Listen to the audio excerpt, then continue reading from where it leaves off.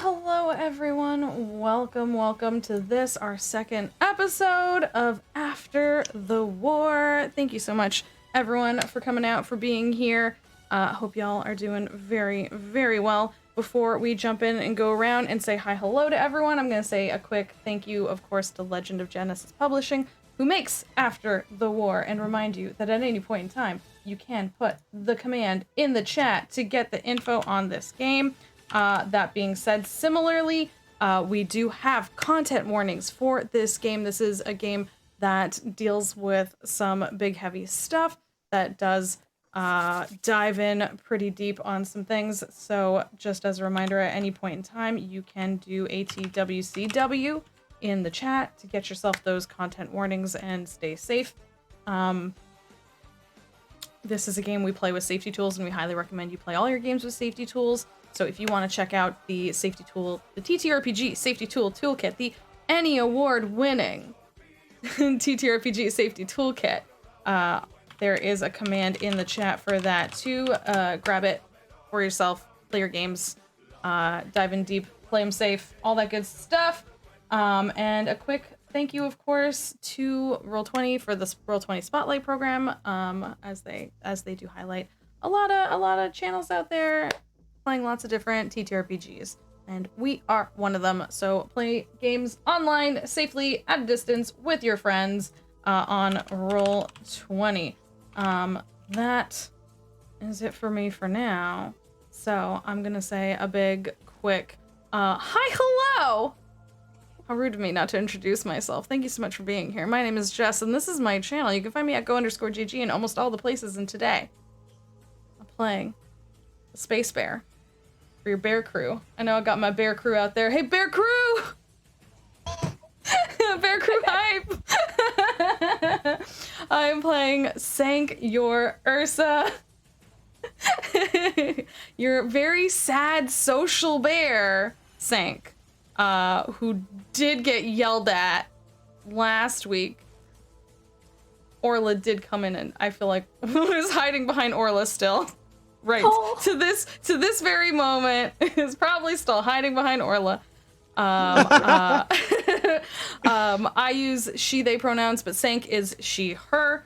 And I think that's it for me. So let's go around and say hi, hello. Tell us who you are and who you're playing today. Viditya. Hello, I'm Viditya, and I'm playing Private Vel. They are he's he him pronouns. He's a Martian.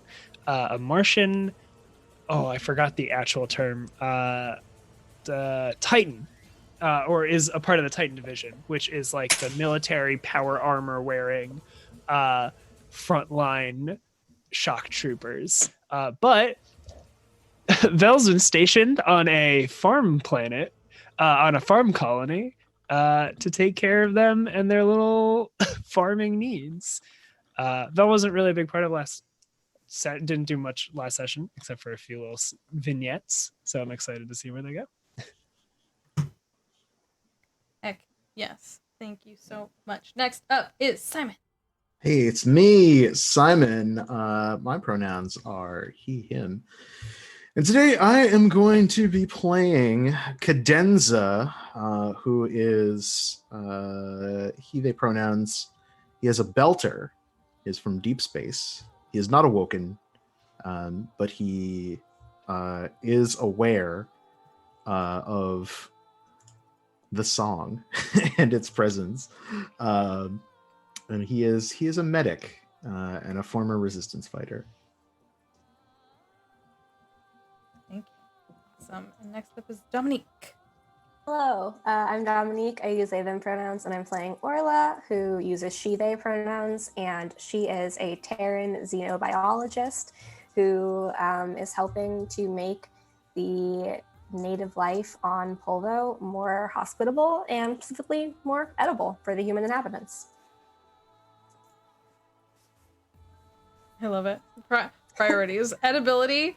Top priorities. People gotta eat.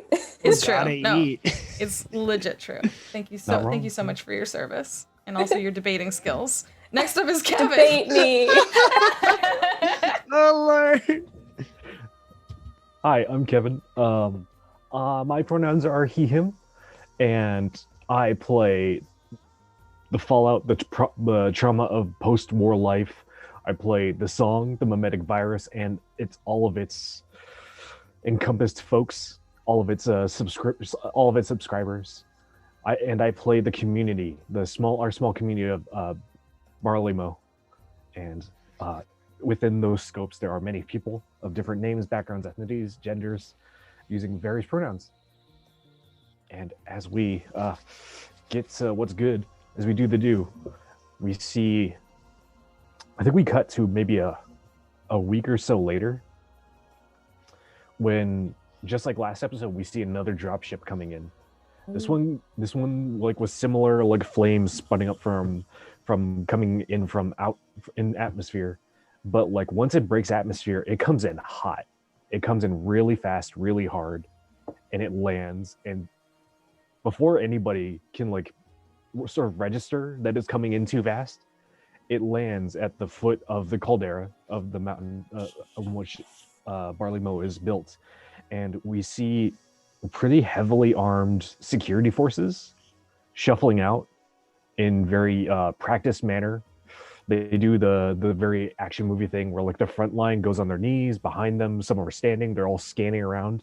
None of them have like weapons out, but like they definitely have weapons on their chests, and like they've got like hands on, but like fingers on the guard, not on the trigger themselves. And they're looking around, and we see this figure walking out very dramatically from the darkness of the ship, walking, and we get these really heavy footsteps on the metal railing. They walk out wearing a pretty trim, clean, well-maintained Martian military uniform. They look around. They've got a cleft palate. Looks like a natural rather than sort of an injury. And they sort of look around, sort of just have this hard stare looking around, and they just they silently nod, and then the forces before them, they stand up and like start moving in a small patrol. Who is at the gates when they arrive? So these are Martian troops, or Yep. are they Black Sky? They're Martian. These are Martian troops. Okay. Well, Vel would most definitely want to be there, at least. And I guess like would Vel know about who they are coming in, or like, you know? I don't think you were aware of their arrival, but you definitely recognize the uniforms immediately. Yeah. And you do recognize this uniformed officer. Ooh. You recognize this uniformed officer as, if I can scroll up my doc here, Kaiwei Zhang. Kaiwei Zhang. Let me take it. They had assigned you to this post. Oh. Oh, right. Mhm. Okay. This is the mother hacker that sent you to the dirt planet. It's true.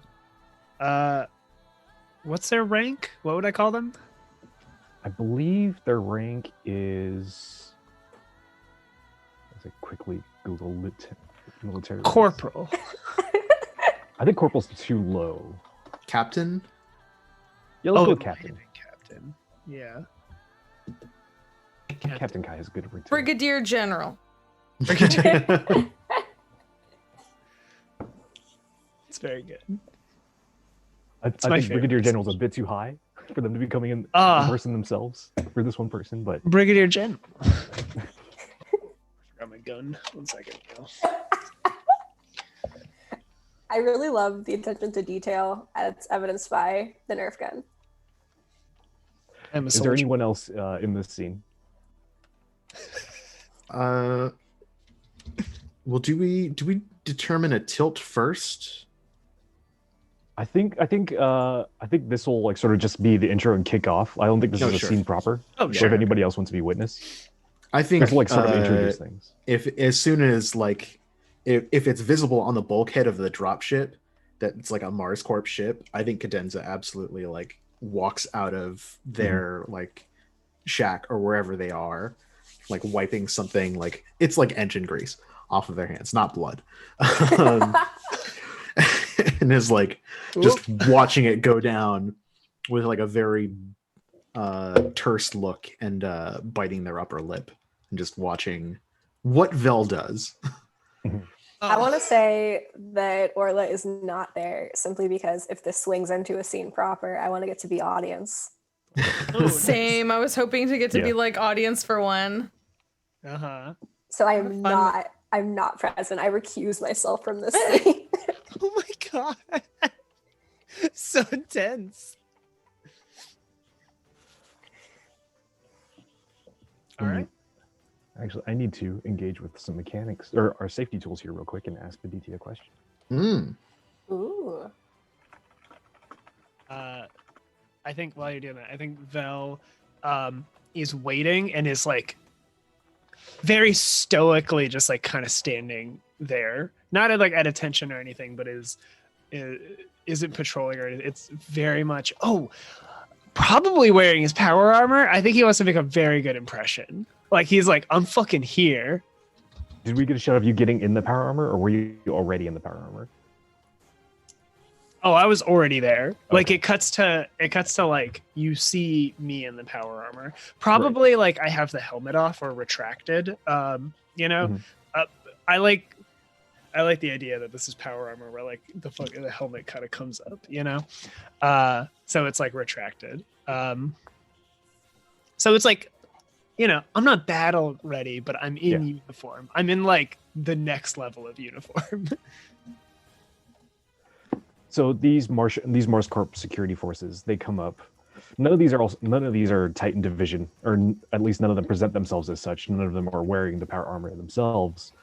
But you do know that Captain Kai had a commission with the Titan division at the time that you were serving, and he approaches and you salute. I assume you're doing the good soldier 100%. thing. Yeah. He swings back at ease. Is the salute still the same? Is it or is it like different? Oh yeah, Viditya, you tell me, what does the MarsCorp salute look like? Oh God, that's a lot. It's probably like two fronted or something like that. Like you maybe like put your hand to your chest and then do like a 2-finger salute or something like that. Like I like to imagine it's like a little bit more something where they're all like it's a it differentiates us a little bit. We can see how it like sort of derived from like a maybe US military type salute, but like it's a couple generations out. And I think it's like specifically something that you do like with other MarsCorp people. Like there is like a big like, oh, we know each other, like we are from Mars kind of deal, right? The captain quickly says, at ease, how's your commission at this post been, as you would put it, private? It has been, because I could tell you, some of the locals don't have nice things to say about you. The locals. Wait, sorry. Vel wouldn't pause this much, but I'm just thinking about like I do what I was stationed to do, and some of the locals do not appreciate following the rules.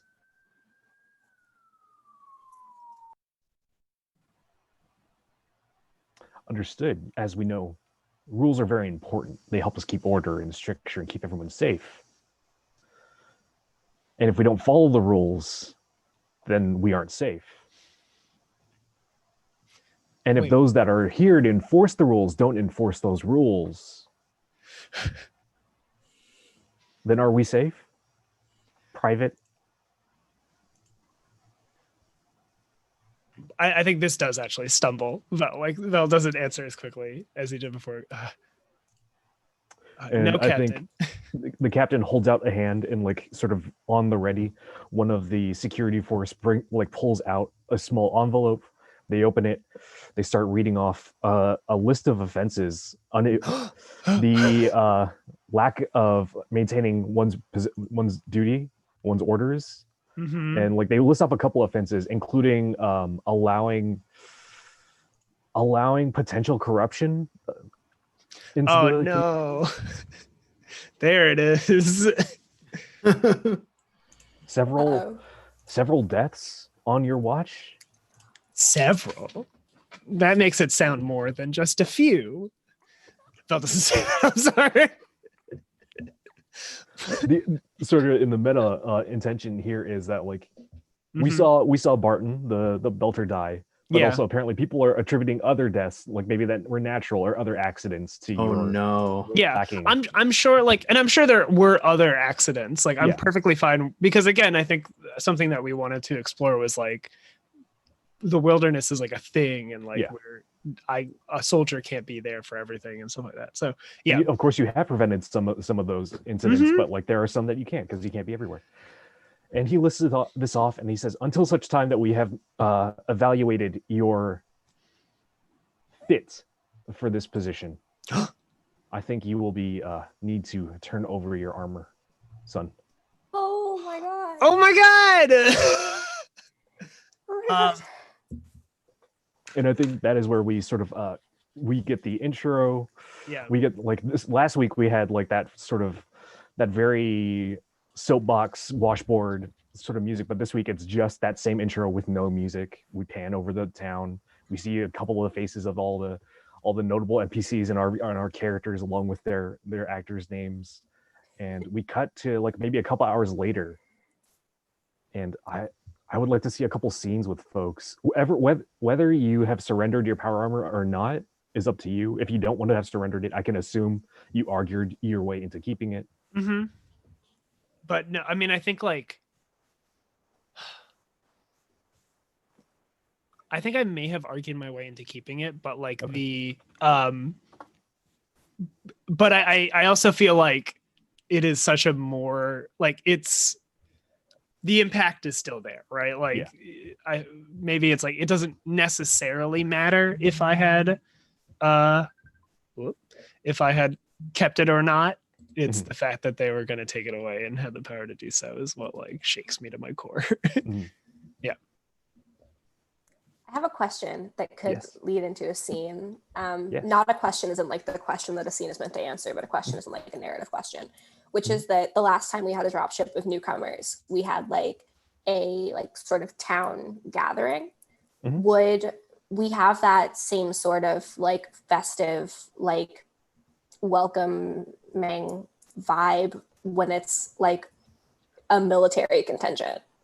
I don't think so. I think Pitor is very welcoming of them. He'll like sort of have a formal meet and greet with the captain and his forces. But Big Tim's not going to hold a big hoedown. Big Tim knows better. Big Tim knows when people come with guns, you don't go you don't bust out the washboard in the space banjo. Big Tim Choices will were- push the rules, but like he won't break them. Right. And would be like, let's have a hoedown, but in silence, and then we have like this awkward silent party. Put on these headphones. We'll all Bluetooth sync to the same iPod. Okay, but those look like fun. Like, I'm not talking about something that would actually be fun, Kevin. I'm not saying they wouldn't be fun, but I've never tried one. I just God. So I think we get a scene. I would like to see a scene. I would like to see a scene of Vel, how they sort of react, how they bounce off of this sort of recommendation. I think you're probably at your quarters or your house. Are you assigned a house or are you assigned quarters?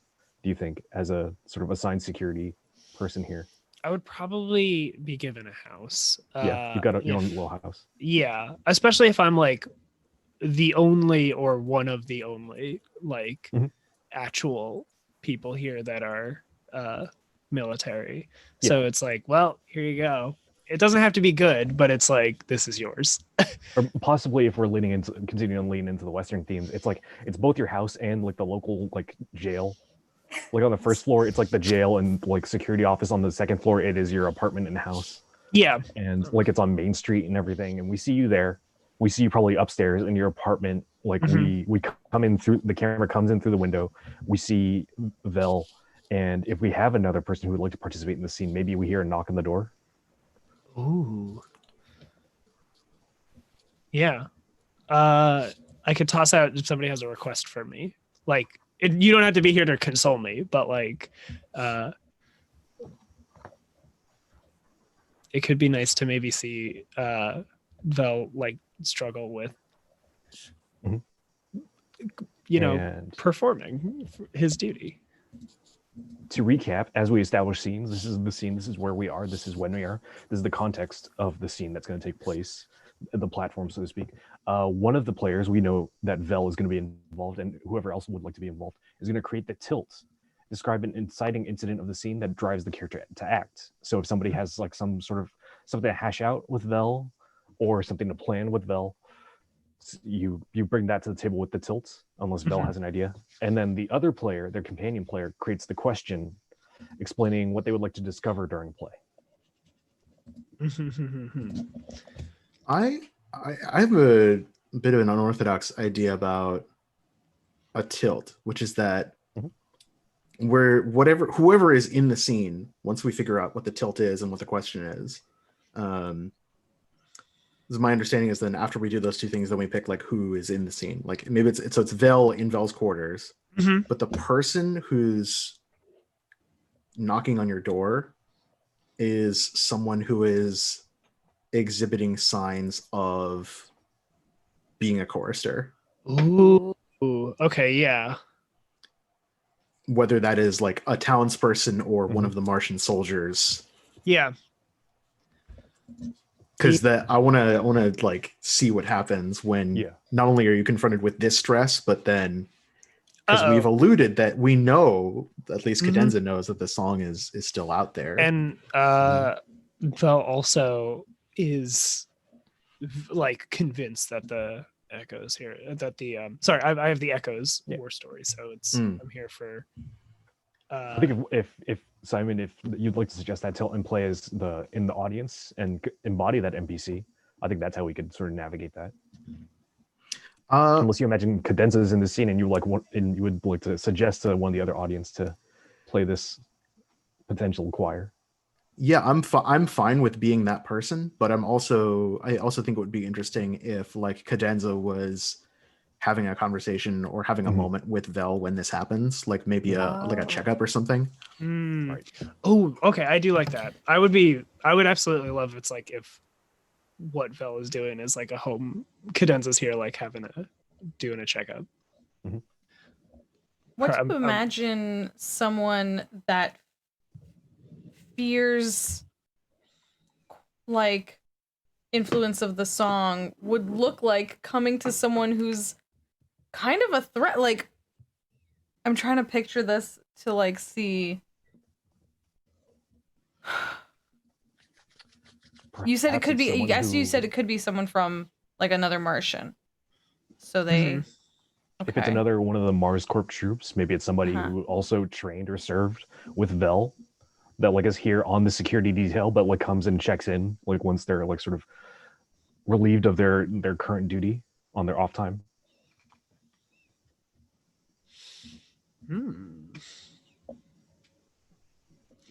Or we've talked about many that Vel has maybe not has protected a bunch of people and maybe haven't, so it could also be somebody coming here to like complain or I mean like I'm also picturing just a bunch of people who would come to the door and it's like we need a person to escort us, could you do it, right? Like coming to make him do his job.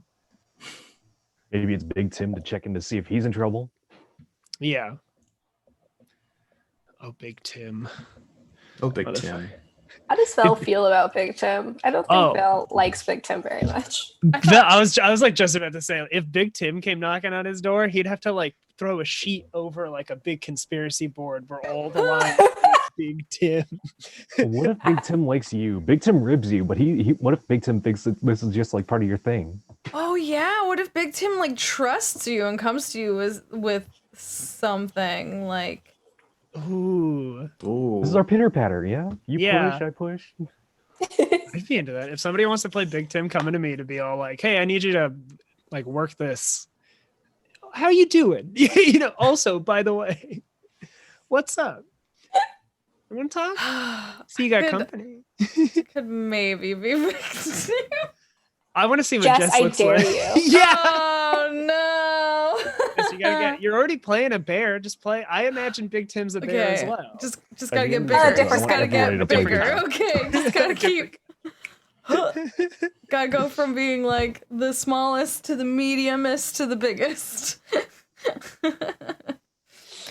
Play all the bears. Every single iteration of them. Okay. Am I starting the scene? You don't I have don't know. to, Do we cut to Cadenza and Vel already mid like sort of check in, or Ooh, are yeah. we cutting in on Cadenza doing the knock? Let's say that we're like already in the middle of something and then we get Mhm. interrupted. Yeah. Right, because that's Uh, the tilt. Yeah. Did anything important happen in the conversation that we miss? Like, has anything important happened in your conversation up to the point where you are interrupted, or is it just like finality? I forgot, highlights. Simon. Yeah. So we initially were like, I think Cadenza and Vel are gonna absolutely hate each other, and then as we built our backstories, the more we were like, wait, they have a lot in common, but probably still hate each other. So like, where's our relationship then? Because it's like, because we can clearly have a conversation, and then it just, well, what is it? It's one of those things where it's like, we're like, oh, you understand me, but you think Mars is the good guys. You know, it's like. I think it's like an Aaron Sorkin kind of terse conversation. Okay. Yeah. Like we're both very good at keeping pace with each other, and like both of us would explode if we had to admit that the other person made some good points. Oh yeah, perfect. So it's like very, very much like we're sniping at each other through the lens of like a medical exam. Okay, yeah. So the air is a little charged. Like It's a little charged. Yeah. All right. So we have our actors in the scene. We have our tilt. Would one of our actors like to present the question they would like to explore in this scene? And wait, is it sorry, just to clarify, is it any of the actors? Like, could I also present a question, or is it specifically like a supporting character? Let's see. The GM will choose one of the players to choose the tilts, and after creating the question, that player will choose another player to create the question. So if Simon has created a tilt, then you are creating the question. Okay, all right. Just wanted to make sure. What's an interesting question? Because I want it to be like choir based, right? And I think it needs to be a little bit more juicy than, do we know the choir is here, right? Like, can we see it in Big Tim? Like, do we know the song is here? Can I propose something? Please do. I would love it. Instead of making it a yes or no question of like, do we know the choir is here? It could be like, what signs of the choir are here? That's good. I'm more into that for sure. Or like something along the lines of how does somebody who has encountered the choir and somebody who is trained to encounter the choir, how do they react to these signs of the choir? Oh yeah. Like, ooh, a question of maybe, I think a more interesting question, because that's a good train of thought. A more interesting question is not what do we do, like, can we confirm? It's more like, how do we react? I like that. Like, the question could be how do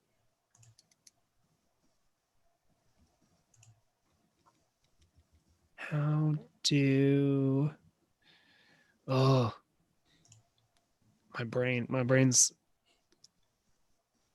the gears are turning. But repeat what you said, Kevin, because I think that's just what I'm trying to reform.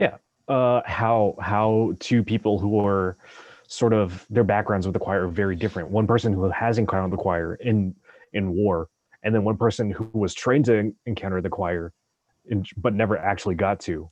Like, how do those people respond or react to somebody who's clearly presenting signs of being sort of that corruption? how do people how do these two confirm it for themselves, I think is the question I'm looking There you for. go. How do you confirm? Yeah, like how do the two of us go, oh, this is it, but like with the same subcontext of like because of our differing backgrounds. All right, I hope that makes sense. Mhm. Sorry that took a And- second to get to. If our players Jess and Dominique are sitting out, they are participating as audience. And as the audience, they will be role playing NPCs. As Jess is role playing Big Tim, they will be supporting the actors, adjudicating trait use, ending scenes, and awarding insight. Let's go. All right.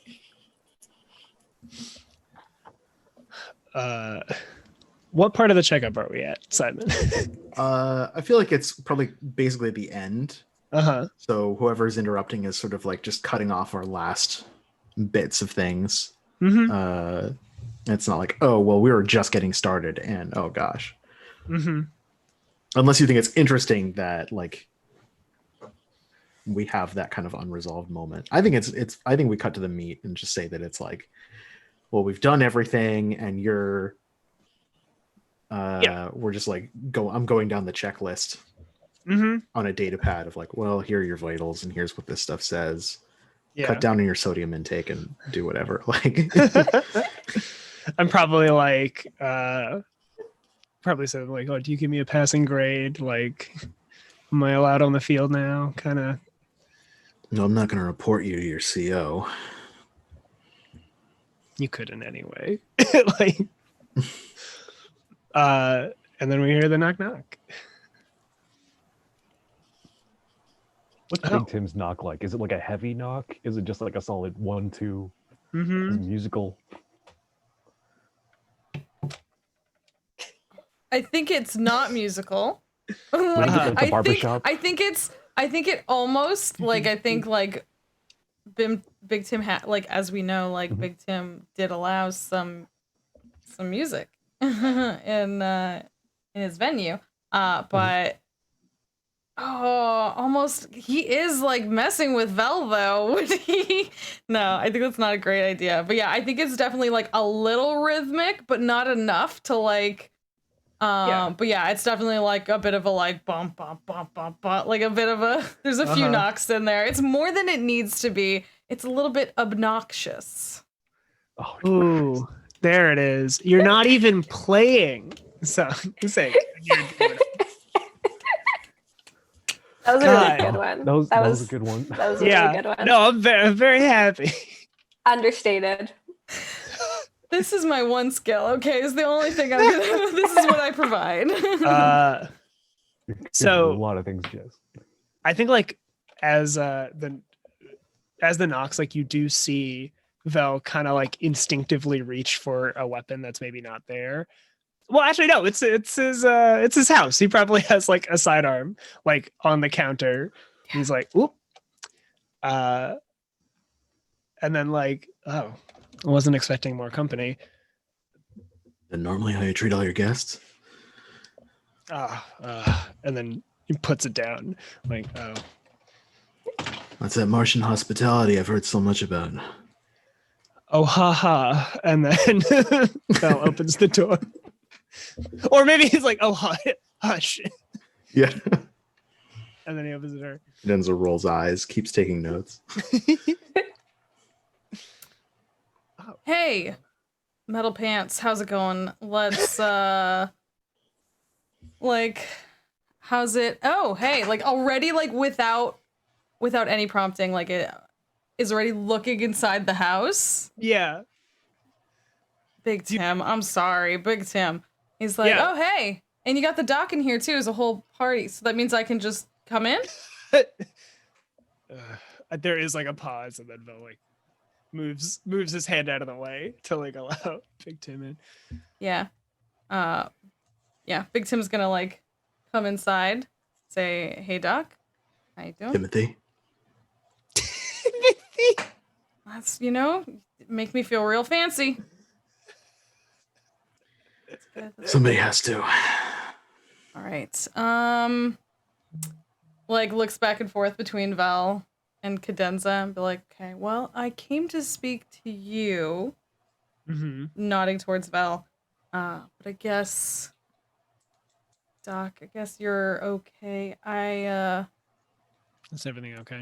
I can go in the back room. No, it's fine. It's not that I want to say, it's not that you're right or anything,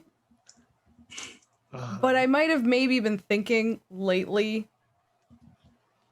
that the music, well, not music, sorry, that the sounds welcomings we have,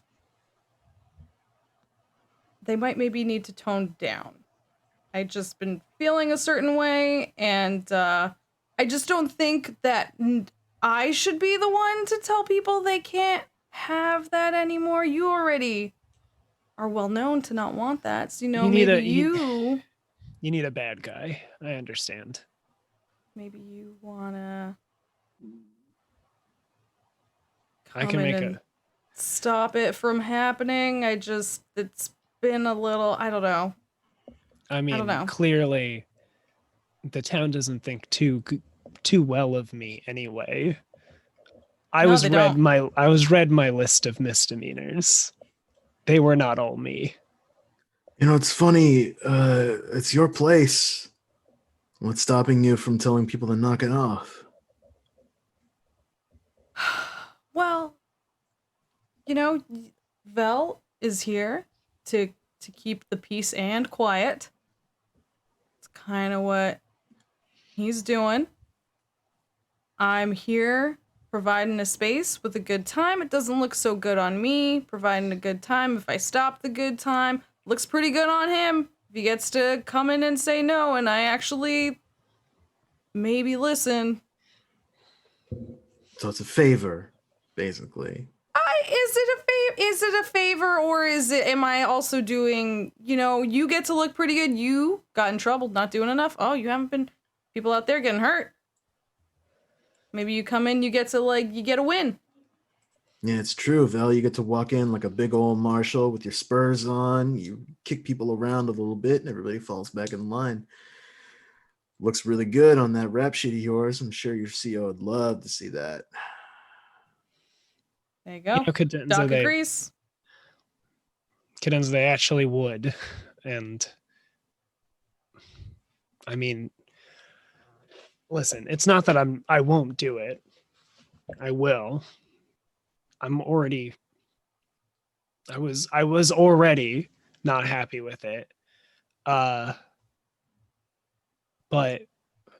I'm still unsure why not you, right? I mean, I understand. I'm like, I'll do it, but like, what's stopping you, right?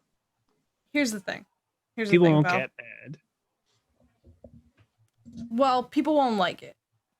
I'm trying to make people happy. They won't like it if I say no more. But if I have something to go on to say no more, here's the problem. I maybe been hearing outside of the welcomes, people still tapping their toes. Mm-hmm. And that's starting to get a little concerning. But if you come in, you bust up a welcome, you say nothing more like this, next time I hear someone tapping their toes, I can say, hey, I don't want to get busted in on again. You don't want to take responsibility for your actions, is what I'm saying.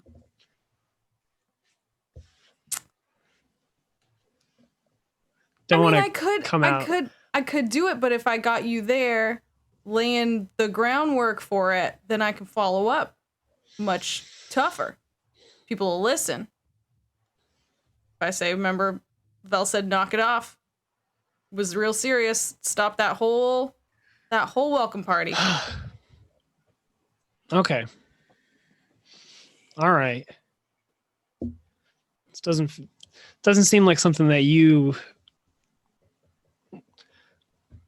It's fine. I'll do it. Is that all you needed? Cadenza? I just think as a medical professional, if you don't want people to have symptoms of something, you should introduce it into the first place. Can you, Timothy, if you would you mind briefly walking me through the thought process for this whole welcoming thing? Because it seems to me like if we weren't playing the instruments in the first place, acquiring is a very serious penalty and I'm cause a lot gonna. of panic. You remember hearing back on that other settlement on Polvo where people started singing and then everybody trampled each other, running and screaming because they thought the song was coming back in force? You want to repeat that here No, at I Big don't. Tim's? I don't want that. I don't want that. Doc, I don't want that. I don't want that. That's why, it's fine. We nip it in the bud now. We don't have any more tapping toes. No more no trampolines ever, hopefully. Mm-hmm. Gonna stop that all before it happens, Maybe. We didn't think we were doing no harm. We didn't have any real instruments. It wasn't any real. It was one bout of noise making. Once a welcome. Once is too much, Tim. We spent 10 years fighting that thing. 10 years. People died. You know people. I know people. Half my fleet is gone. Vel's planet barely exists anymore. And you just thought, oh, we're here on Polvo. It's a brave new world. We can do whatever we want. There's no laws here. We can just start hooting and hollering whenever we want. We can just start introducing all of this shit once again and kick it off all one more time. I don't care if they say that Tormenta solved everything. I don't care if that boy that's buried way out there in some crater with a terraforming bomb dropped on him buried the song for good. Every time you pull out that washboard, you spit in the face of everybody who died on this planet.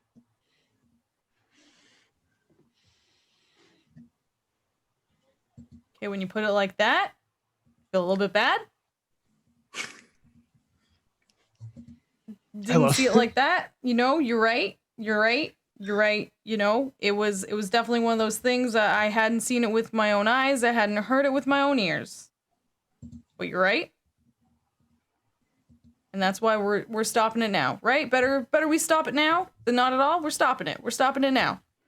I think Vel kind of gets up, or probably sat down and gets up, and is like, all right, you need the law, I'll be your law. And then grabs a gun and starts to walk out. Oh, damn. Yeah. Vel's like, right now. We're gonna do this right the fuck now. We're gonna do this right now. Yeah. Big Tim's like, whoa. Okay. I guess we're going. All right. Chases after you. I think or maybe starts to walk out. I think maybe doesn't actually leave the scene because it would be nice to maybe do a little thing, but we'll get to the door and kind of gesture. Big Tim, it's like, we're gonna make a statement. We'll do it. And then we'll make eye contact with Cadenza. We'll be like, this can't wait till the next. Well, okay, all right. Oh, you're right. You're the ones that know this stuff. All right. Oh, come on. Let's let the law dog bark around for a little bit. I think Vel, you hear a growl, it's like a frustrated let me finish up my appointment with the doc. All right. Thanks, Vel. And does a big old. Yeah. It's visibly. Dad, where are you? Is there somebody outside? Little Timmy. Motherfucker. Sorry. Hear some crashing of something outside. Little Timmy Jr., hang on. Timmy. What did I tell you? Don't touch nothing. Oh, sorry, I gotta go. Always a pleasure, Timothy. I'll see you in 2 weeks. Yeah, thanks, Doc. All right. Yeah, Little Tim Jr., what are you doing? What are Love you the gonna little do, Timmy Val? You gonna Easter bite my egg. head off? I'm gonna do what I was stationed here to do. I wish you'd done it sooner. We wouldn't be in this mess right now. You really let them play? Can I push you again a little bit more? Yeah, go ahead. No. I think I'm for it. Yeah. What are they thinking, positioning a green rookie out here? They drop you down here with a big suit of power armor and a big gun in your hip. And you walk around like a cock of the walk. Well, you can't even uphold a simple law. That's the best and brightest minds that they sent out here to Polvo. Ooh. There's all these people. These people, they seem good. They seem like they got their hearts in the right place. And now we got the potential for them to be reinfected just because you couldn't do your job.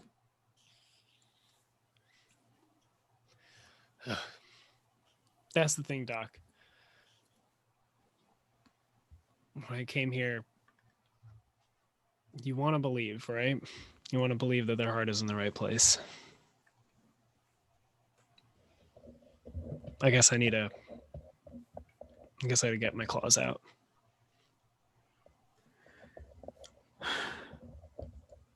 Listen, Grunt. If these people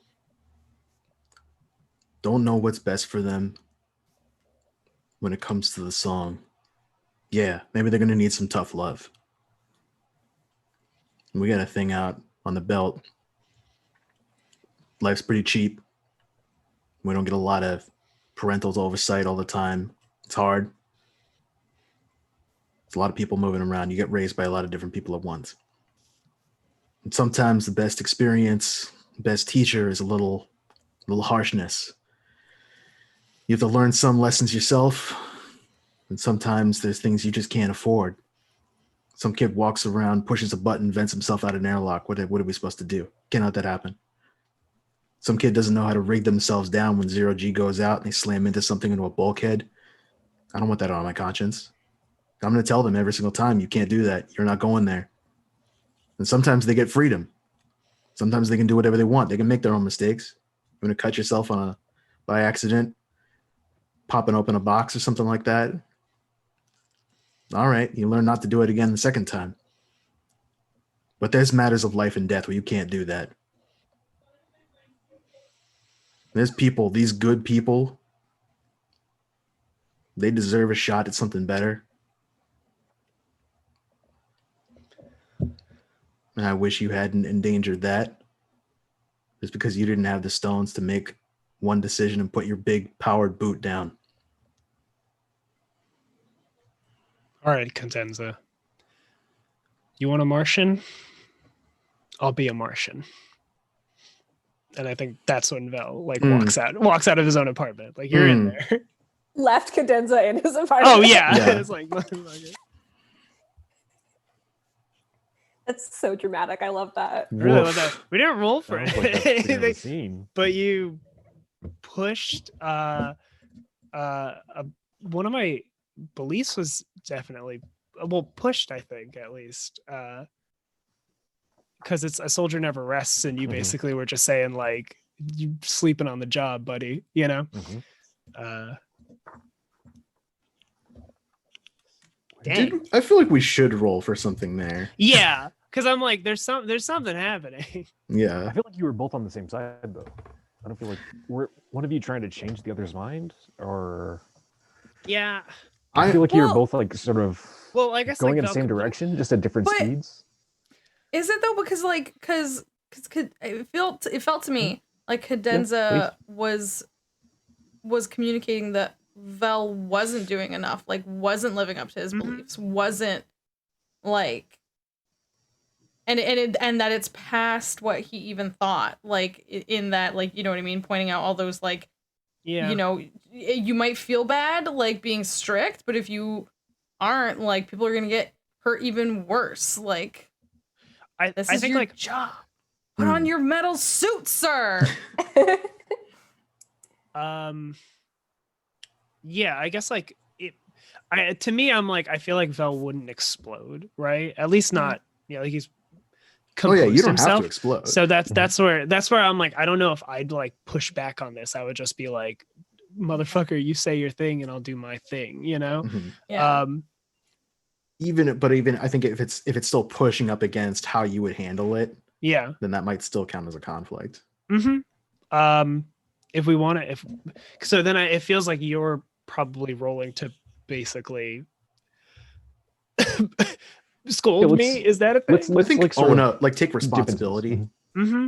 Okay. Yeah, let's ante up goals as if we are going into conflict, and if we feel the goals are appropriate and like they are sort of disjointed enough to initiate like mechanics, we can get into it. So Cadenza's goal in this sort of conversation is for Vel to take responsibility for their lack of for not potentially like letting the song take root in Barley Mow. Oh yeah. Sorry, I'm just. I think that might be the actual stake. Is like, I think Cadenza is like, you let this happen. Like, yeah, Big Tim's an idiot. Big Tim is a fool for doing this in the first place. But if you had if you had been the bad person from the get-go, then we could have quashed this like right off the bat. Yes, Big Tim shouldn't have done it, but you should have done more. Yeah. Okay. So counter to that, what would Vel's perspective be? Vel's perspective would be, I think like Vel's definitely like, it's more like I did I not do enough, or like this isn't, I want to say like this isn't my job, but it's literally his job, I guess. You can't pin this on me, I think is more important, right? You can't pin this on me. I did the best I could. Right? It's like, even though it is his job, it's not his fault because he perceives himself as doing his job. Jason raises a good point, which is going in the same narrative direction equals no conflict equals no strain. No strain. Yeah. Yeah. So we might not actually have a conflict here. Yeah. Yeah. I was just checking to see if I was just saying like I forgot if there was something where it's like it doesn't always have to lead to a conflict. Yeah. Right? No, the suit doesn't always have to lead to conflict. Yeah, I'm cool if it means that we don't have to constantly push to conflict. Because I really appreciated that scene, at least like narratively. It gives me for sure. But at the end of the scene, we do sort of see if beliefs are confirmed or countered, I believe. We still do that? Yeah. Let me just make sure in the text, because that is the quick in the audience. Let me just make sure. And the audience would like adjudicate that. Yeah. Of, like if you pushed or confirmed your beliefs. Yeah. Because we're not doing traits. Like nobody queued a trait, so we're not doing that. We already had an NPC play.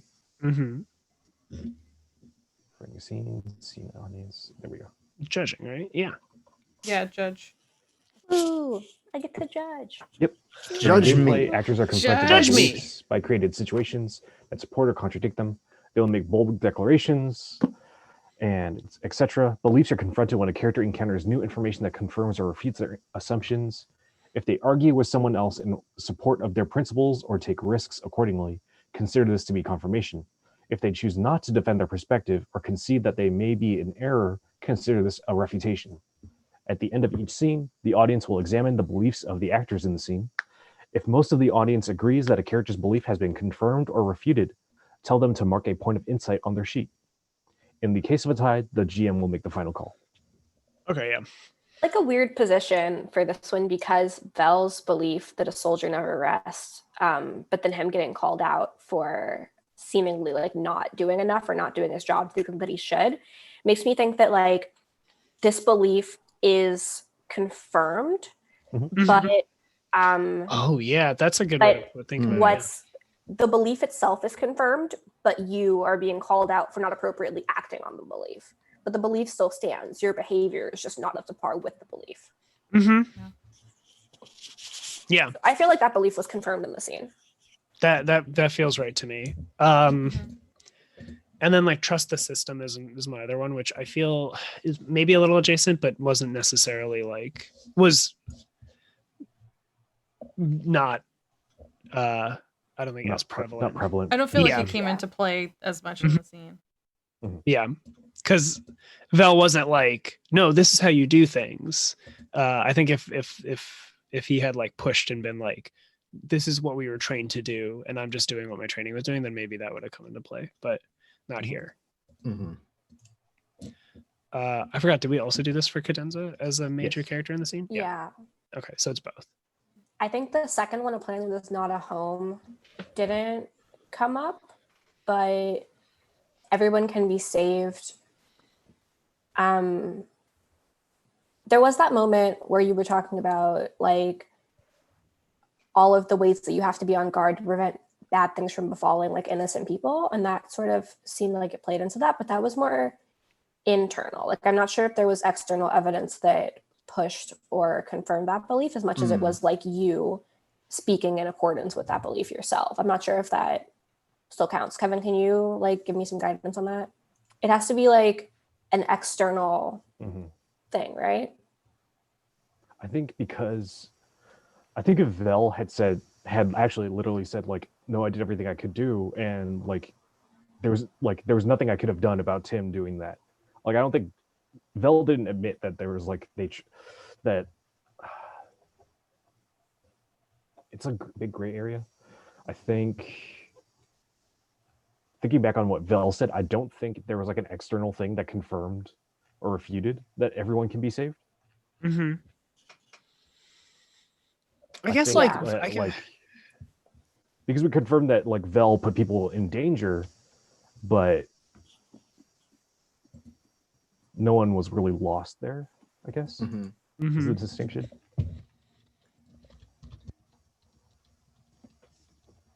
I'm You cool agree, if it Simon? means that I just didn't proc it. Okay.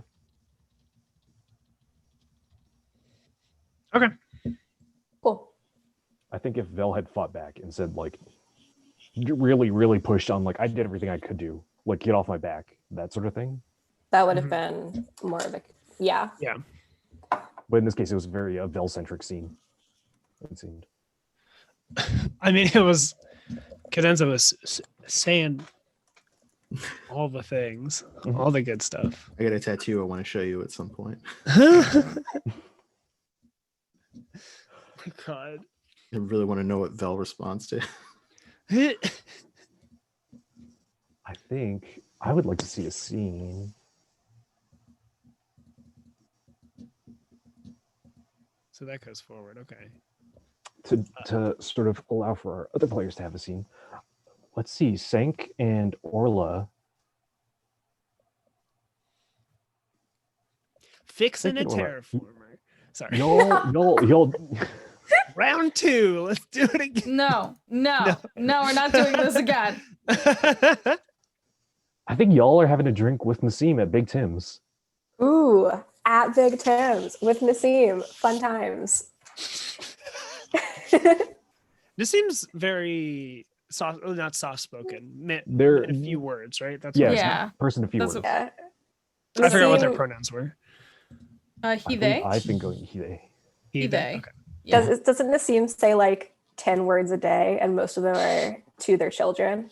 I was gonna say, Nassim has a jillion children that run around all the Yeah. time.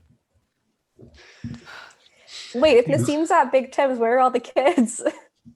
Also, They're working the mill. What? no. Nassim's got a couple partners. Yeah, Nassim has a few Yeah. partners. They Okay. have like a whole Oh, family right. You unit. talked about how Nassim has 10 children, which means that Nassim needs 2 partners because you cannot have a 2-parent home with that many children. Yeah. They're part of a big fam. Okay. Nassim's like sort of litigated for the evening away. Cool. I was very worried about all 10 of those children for a moment until I was reminded that Nassim has a whole situation of co-parents and Yeah. Yeah. yeah. They could also be they could also be at the basement, being rowdy children in the basement. Does Big Tim's have a basement? Oh no, I meant like the shipwrecks. Oh, and stuff. yeah. Where kids aren't supposed to go. Like as in like the extended metaphor we've been using for the That's no good. That's no good. Let's not, because then I feel like our next scene is dangerous. Let's not. Nothing is going to happen to immediately- the children. The children are all accounted for. Not That's true. Nassim's kids, especially. I feel like they're all like good. Timmy Jr. can See, go that's off. the thing. They're all smart. They know if like everybody focuses on Tim's like misbehavior, they can kind of get away with stuff. Like while people are looking at the left hand, they're the right. Yeah. Okay. Okay. But they get into like minor mischief. Like they're not gonna like do what little Timmy did with like destroying like a winter's supply of grain. Oh yeah. I feel like Nassim's kids are the kind of kids that actually technically almost get up to worse stuff, but they're smarter about it and like more capable, so it never comes to fault, it never comes to harm, it never comes to like thing.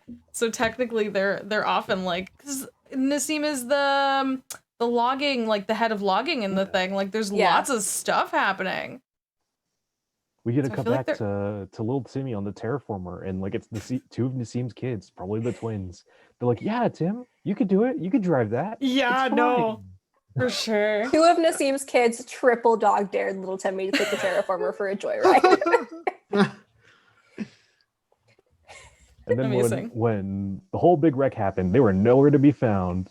Yeah, they Like were little there. Tim's no snitch. Oh, dang it! Stop! I Well, don't now I like little Tim. Yeah, don't do that to me. Like he has integrity. Oh, you Let me can't. challenge the players' beliefs. Oh Not my the characters, just the god. players. No. So y'all are having a drink at Big Tim's with Nassim. Yeah. Does someone have an idea for the tilt? Maybe maybe this is before Bell has shut down any like music happening at Big Tim's. Mhm. And maybe there is like a little bit of like a drinking song going or whatever the heck is people do in bars on Polvo. And some of the Martians roll up. And then Oh there's man, trouble. you're Here we really go. like Mm. setting us up. I would maybe it's like a game, like it's a drinking game where you're like, where a rule of it is that there is like this rhythmic chanting that kind of comes with it. So it's like a Oh, little, like the you can like kind Or of like a cups where you like finish your Like the drink and thing you for like flip tap it cup? a few times, like Yeah. like one of Yeah. those sorts like of something things. like that. Like so there's Mhm. like a, because I think it's maybe more subtle but very like intentional is where I'm kind of going with it, right? Yeah, Uh, yeah, because I prefer it not be like a full on. Mhm. Because we Mhm. made it a thing that like they only allowed one song at welcoming, and even then it wasn't real instruments, it wasn't a real like thing, it wasn't like, because that is so out there. Some Illegal. locals pushing the Super boundaries. Yeah, And this they're a is little like- buzzed, so they're pushing it harder than they normally would. Yeah. exactly. Yeah, that's the vibe I'm trying to get. Yeah. Yeah. It's even like a maybe it's a drinking game where you create the rules and somebody like a few drinks in is now like, oh, Yeah. and every time, it's like I got a rule, and you're like, oh, uh-oh. Yeah. It's even like simple enough as like everybody like sort of taps their cup 3 times when something happens. It's like that together.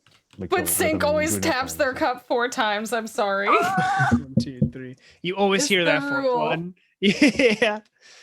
I'm sorry, I can't. No, No, yeah. I love it. I love the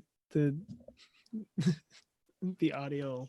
One of the others is like, we keep saying we'll do it for free Sync, but I'm sorry. We keep forgetting. We're And then- trying. And Dominique, you said that like, and then Martian soldiers come in. Yeah. Like they're like, oh, there's a bar here, sure.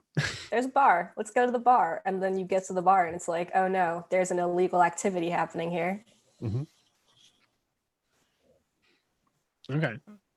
So we have our platform, we have our tilt. Now, what is the question that y'all would like to explore?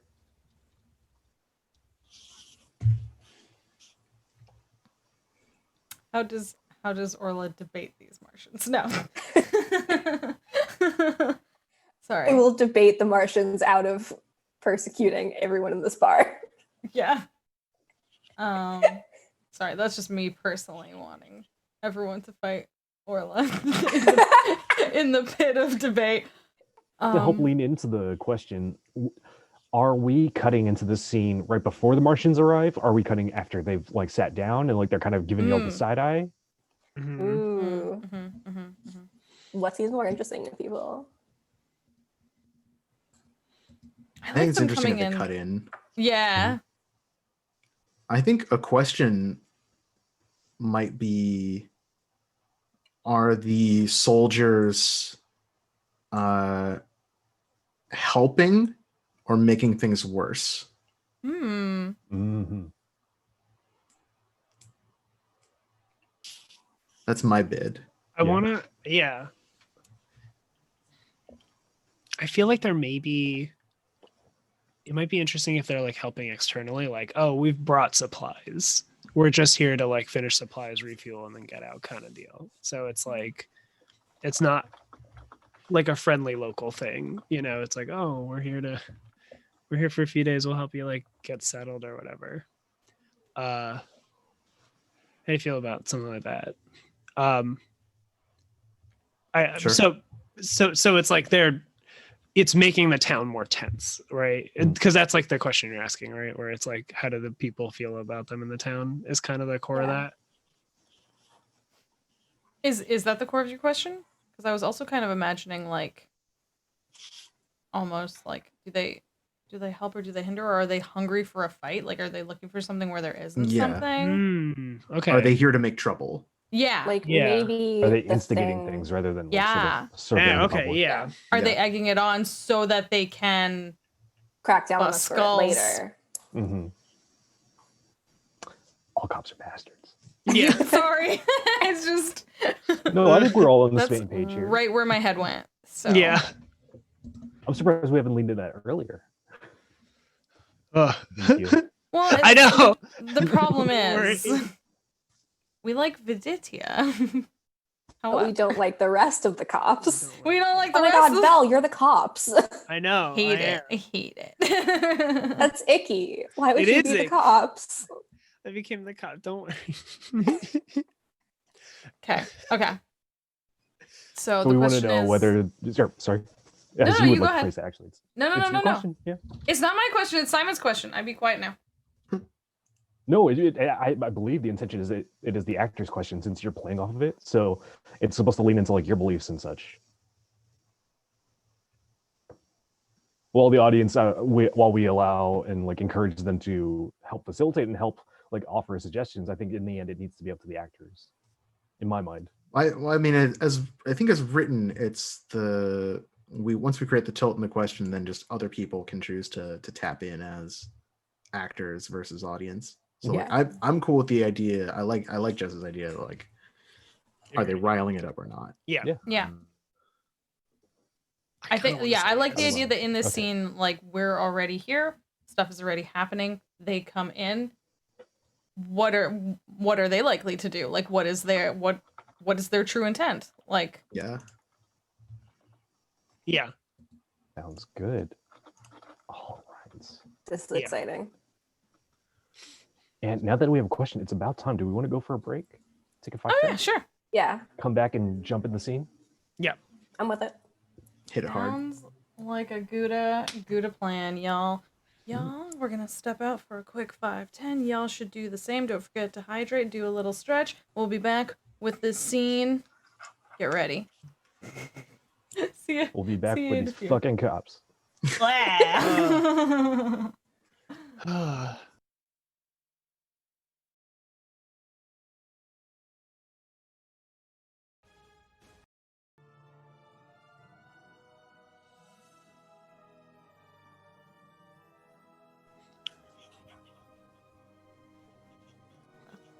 Hello, we are back. Thank you for hanging out. We have our question ready to go. Is it time? It is time. Would you like to reiterate our question for us? Dang it. We've agreed on it, just not say it. Yeah. So we're in the bar. and there might be there's drinking game happening that might involve some rhythmic tapping. There are some folks from MarsCorp here that we know, and we want to know kind of what their intent is. Like, are they here to help? Are they here to hinder? Do they just want to bust skulls? Do they want to, like, actually, be helpful in stopping the choir? Or are they just jerks? Mm-hmm. So we cut in. You're a couple rounds into your game and your drinks. A couple minutes ago, the big barn doors to Big Tim's slid open, and we saw like sort of the very dramatic silhouettes of these uniformed officers walking in. None of them are carrying their rifles like they were when they arrived in town. They've left those back wherever they're quartered. But they're coming here off duty for the most part. The captain is not with them, and they come sit down. They flag over one of the servers. They order a couple drinks, and sort of as that moment goes, that tenseness, you all continue with your game.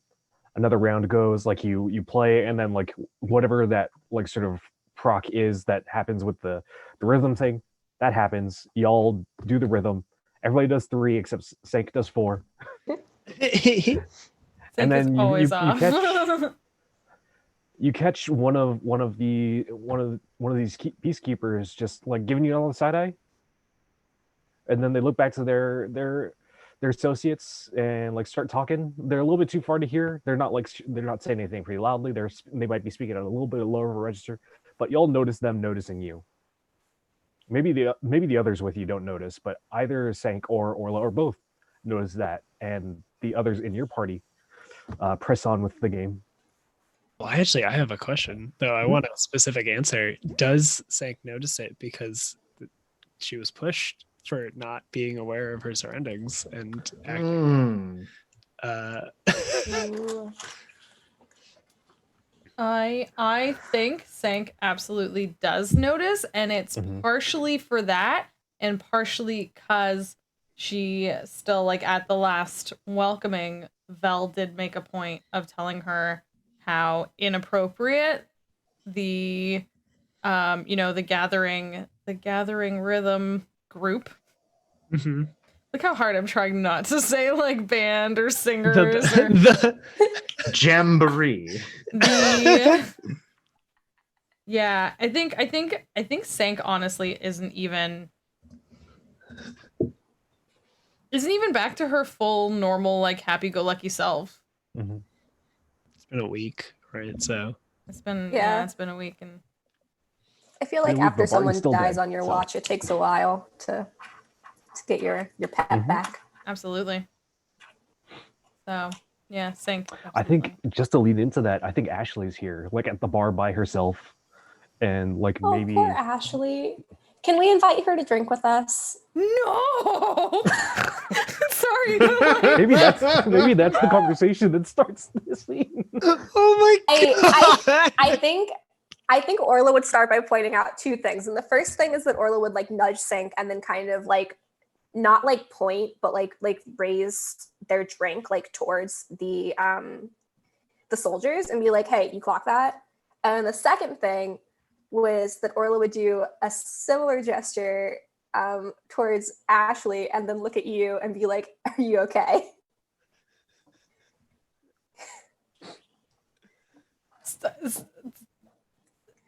Sank, like I'm flustered for Sank. Like, oh my god.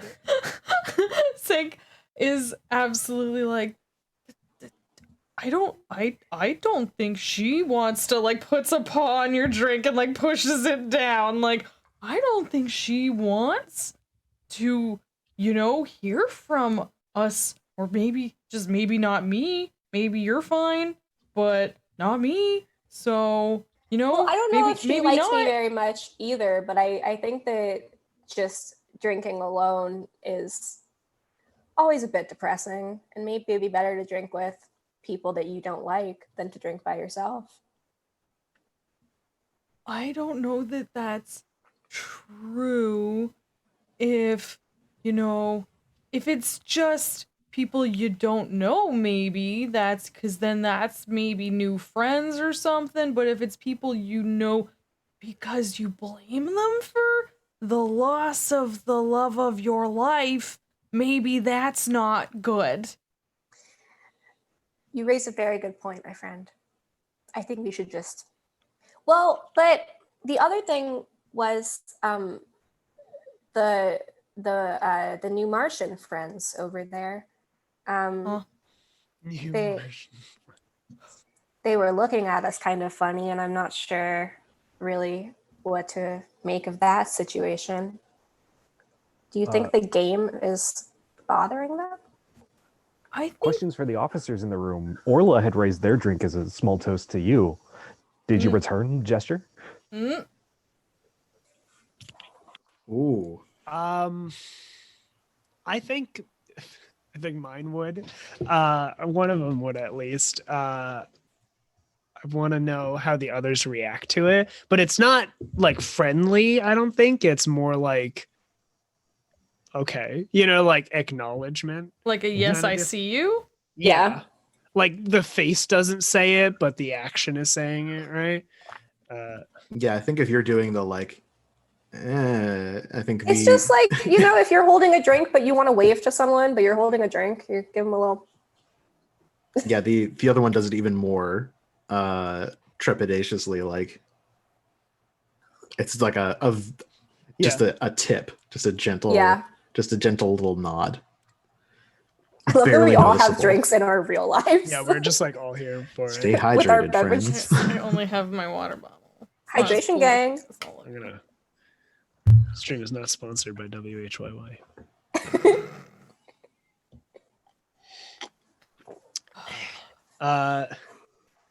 I also think like the officer is just the officer, the Mars. Sorry, the soldier. We're mixing metaphors. The soldier is like. It could be an officer within the Mars. I hierarchy. know. Yeah. It's a different brain. I gotta stay in this setting. Is now like just keeping eye contact. Like holding eye contact, I'm going to keep looking at the Martian soldier until they look away, assuming that they eventually look away. But I'm gonna hold my drink so that they can't quite see what I'm saying. If they were to be reading my lips or something, and gonna just kind of while facing straight ahead, talk to Sink and be like, hey, this is kind of a weird moment we're having right now. What do you think of this situation that I have found myself in? Please help.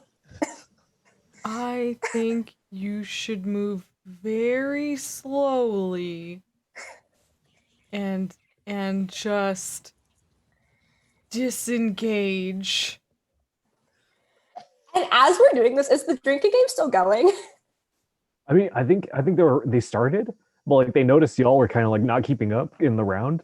So Okay. they were like, okay, so I guess we'll let them finish their little conversation. One of them might chime in, but then they don't really engage too strongly. Yeah. Because I think my way out, if Viditch's character is not going to break eye contact, I think my way out of this uncomfortable eye contact is to re-engage with the game, which Dominique, know will make things worse because the game is the problem here. But I think that Orla, would, having been drinking, would think this social situation is weird. Let's make it less weird by tapping back into this drinking game. Yeah. So I'm taking my cup and doing the I'm not going to do it on this table, but the tap thing on the table to get back into the game. Yeah. And I think cause maybe how the drinking game works is it goes down it's the first person does drink, tap, tap, tap, next person drink, tap, tap, tap, and that does get very rhythmic across several people. Right.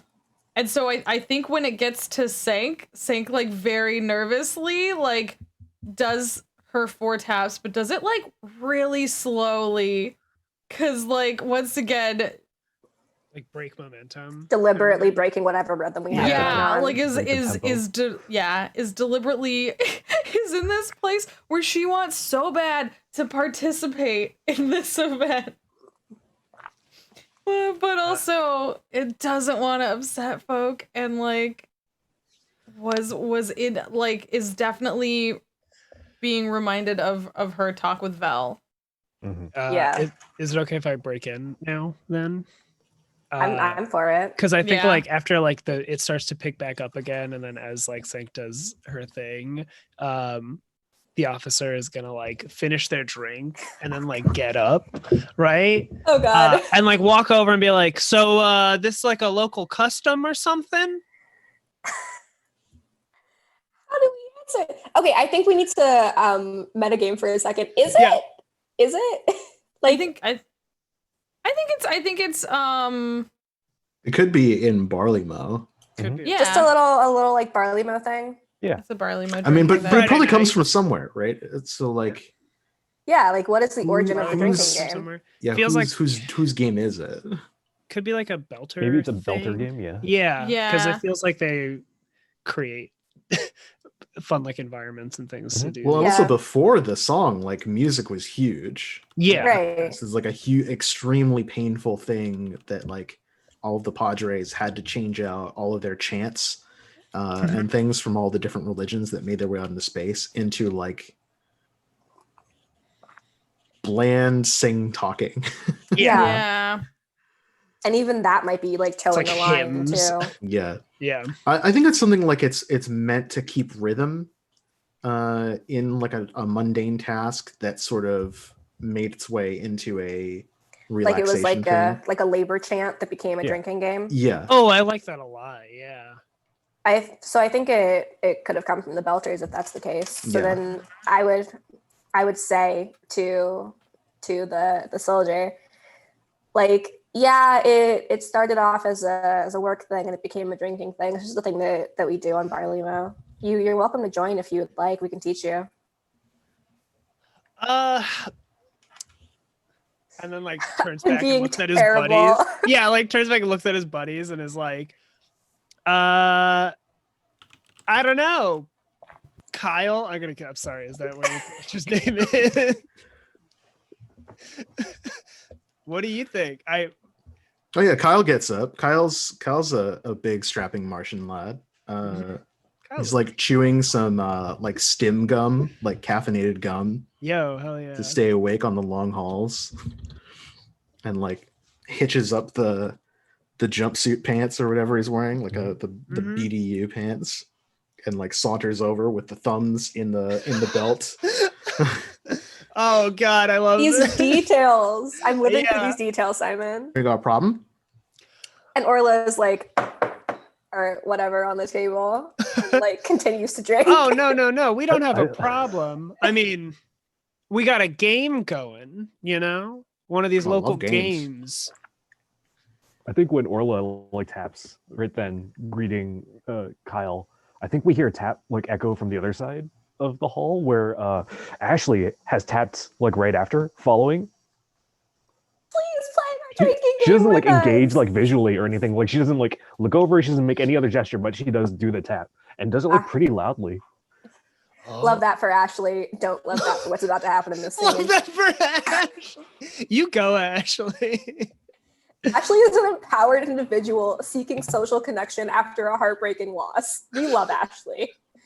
Or is Ashley just saying F Or you is- to the man? Because like I Oh, feel well, like like, Two Maybe things that can be too. true. Yeah. Yeah. Does Ashley want to get in on the social situation that's happening, or is Ashley like, yeah, fuck these Martians? What Yeah. is the social situation happening? Saying fuck you to the man. Yeah. Maybe the social situation is fuck the Martians. Mm-hmm. Yeah. Let me use one of your favorite phrases. It's 6 of one and a half dozen of the other. Hey. Now I could channel that right. Yeah, and so I think the soldier is like you know, not to be a stickler or anything, but from around where we are, this is this is a little dangerous, don't you think? Right? Having a little too much fun now. I'm You trying might see some of to. the other patrons unrelated to this. Some other locals like stand up and like sort of like slowly pay their tabs and walk out. Uh-oh. Ooh. Ooh. I'm trying to think like how Yeah. drunk is Orla and like how would that what direction would that influence her behavior and would she be like more conservative or Yeah. more I don't know, I'm a paranoid Does- drunk. Like Does debate me could become fight me? Oh I don't know if Orla is like debate me or like please don't debate me. Like which direction does her behavior change in? no. Mhm. I think Orla would just say, if it offends you, we can knock it off. Oh, if it offends us. Oh, you're worried about offending us. You're worried about offending us. Oh, Oh, that's funny. yeah. That's really funny. Mm-hmm. Yeah, I'm very. Are you offended, Kyle? Well, I'm not offended. I'm just concerned. I'm a concerned citizen. We're here. Bjorna, this whole continent, it's a subsidiary of MarsCorp. It's no big deal. We're just here to exercise some corporate interest. We're just making sure that everybody here is safe and happy and having a good time and making sure that everything is a-okay. Everything is aces. And when we walk into a bar and we see some people playing a little something, it sounds kind of to me. I'm not pointing fingers. I'm not pointing fingers at anybody. no But I'm fingers here. saying it just sounds a little like you little- got something. Yeah, You choiring out here? All I'm saying, Hey, that's good. Yeah. Sync, like, this is the point, like, because Orla was just saying, like, Sync puffs up a little bit, is like, okay, now, hang on a minute, hang on. They just said that there's just a game. It's just a little bit of fun. They even asked, didn't want to offend you. You don't need to come in here and make a big scene. We'll stop. Oh, You don't gotta do anything. Why Listen, don't we all all I'm just saying- we'll go home? Why don't we all just go home? It no, doesn't have to be a thing. no. Go home? No. It's fine. All we're saying is this kind of stuff, you wouldn't see it on Mars. You wouldn't see it on any MarsCorp stuff. I mean, like, listen, you're here because of us. So be careful. I've never been to Mars. I wouldn't know that. Now that I know better, I'll do better, Sometimes you just need someone to tell you. It's just, we came out here to have a good time like the rest of you and have a drink and do whatever. And I just hate to have to break out the notepad and everything and have to write a citation for you guys because you're doing something you shouldn't be doing out here. I don't think there's any need for all that. Why don't, and I would gesture to like Orla and whoever else is at the table, like, why don't we all just close out and just go? It doesn't have to be a thing. And you won't see us doing this again.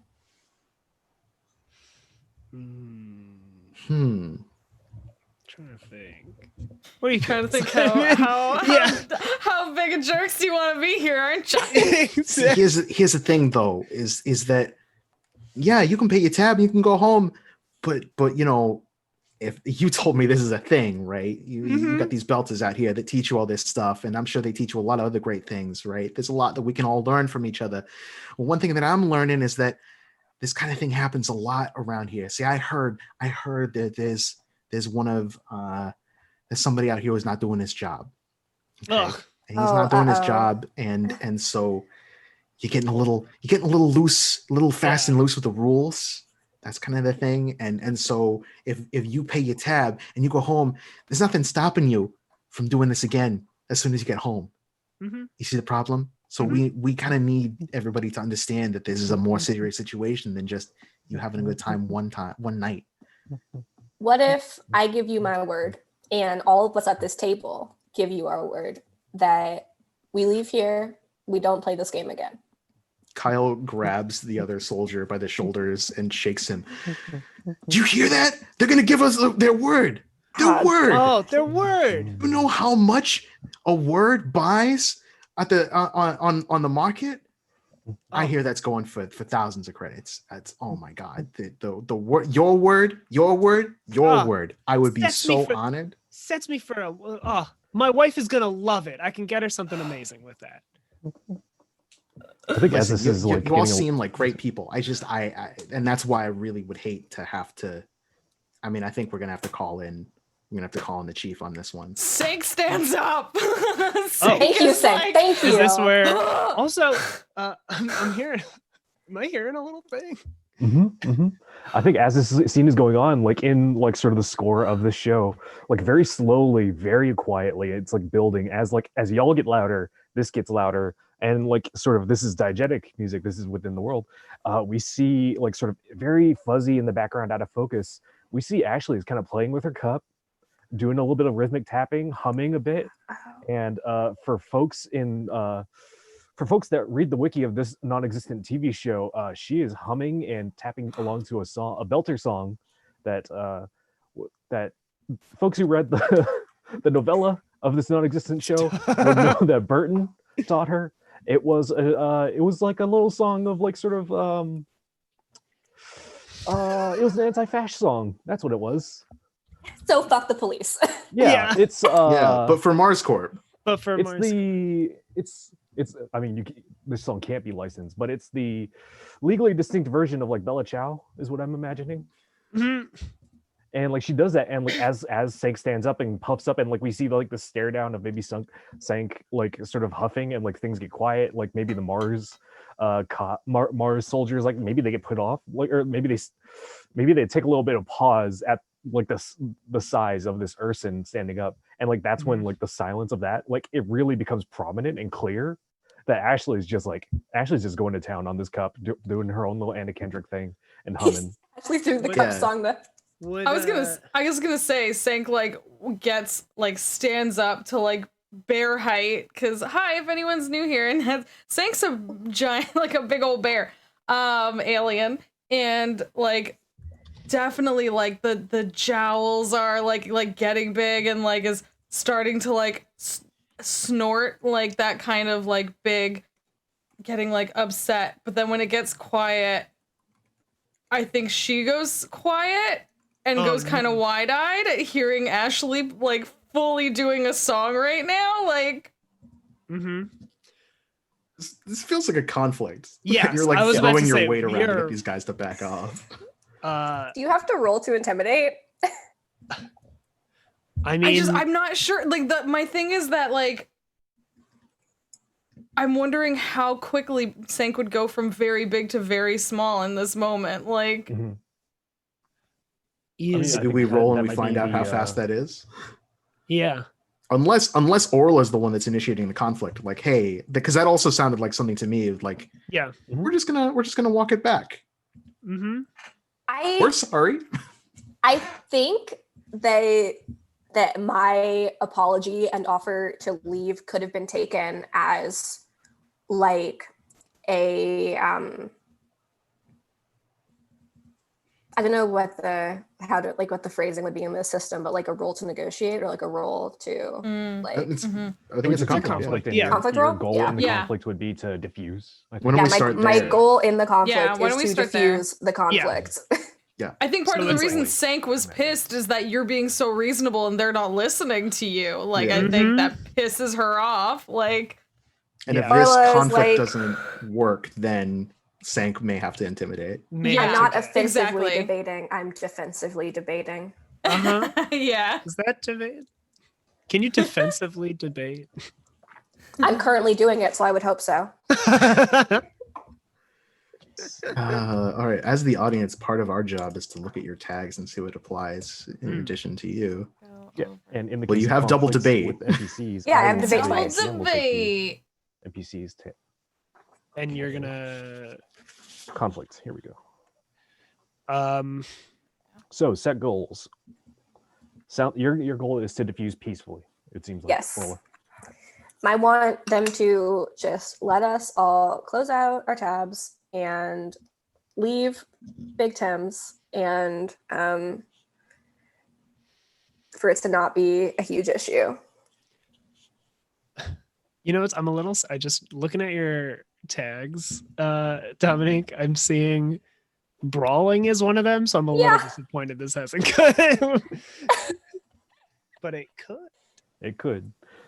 Not I'm yet. trying to think like which of my tags would be useful here. I have the double debate, so 2 dice for that. I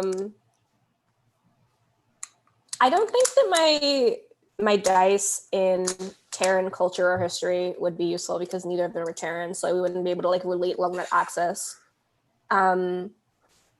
I have gotten away with using the teaching trait to diffuse conflict in the past with saying that, like, I have experience in guiding people peacefully to the realization that they're wrong about something that they believe strongly, because you gain that with like teaching. So I'm going to just use that again. Evasion. I was looking at evasion. Evasion.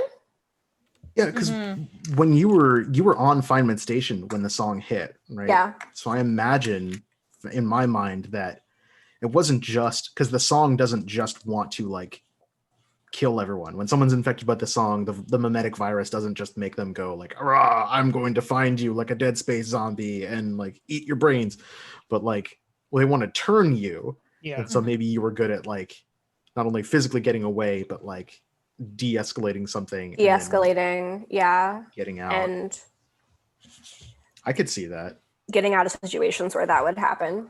I could agree with that.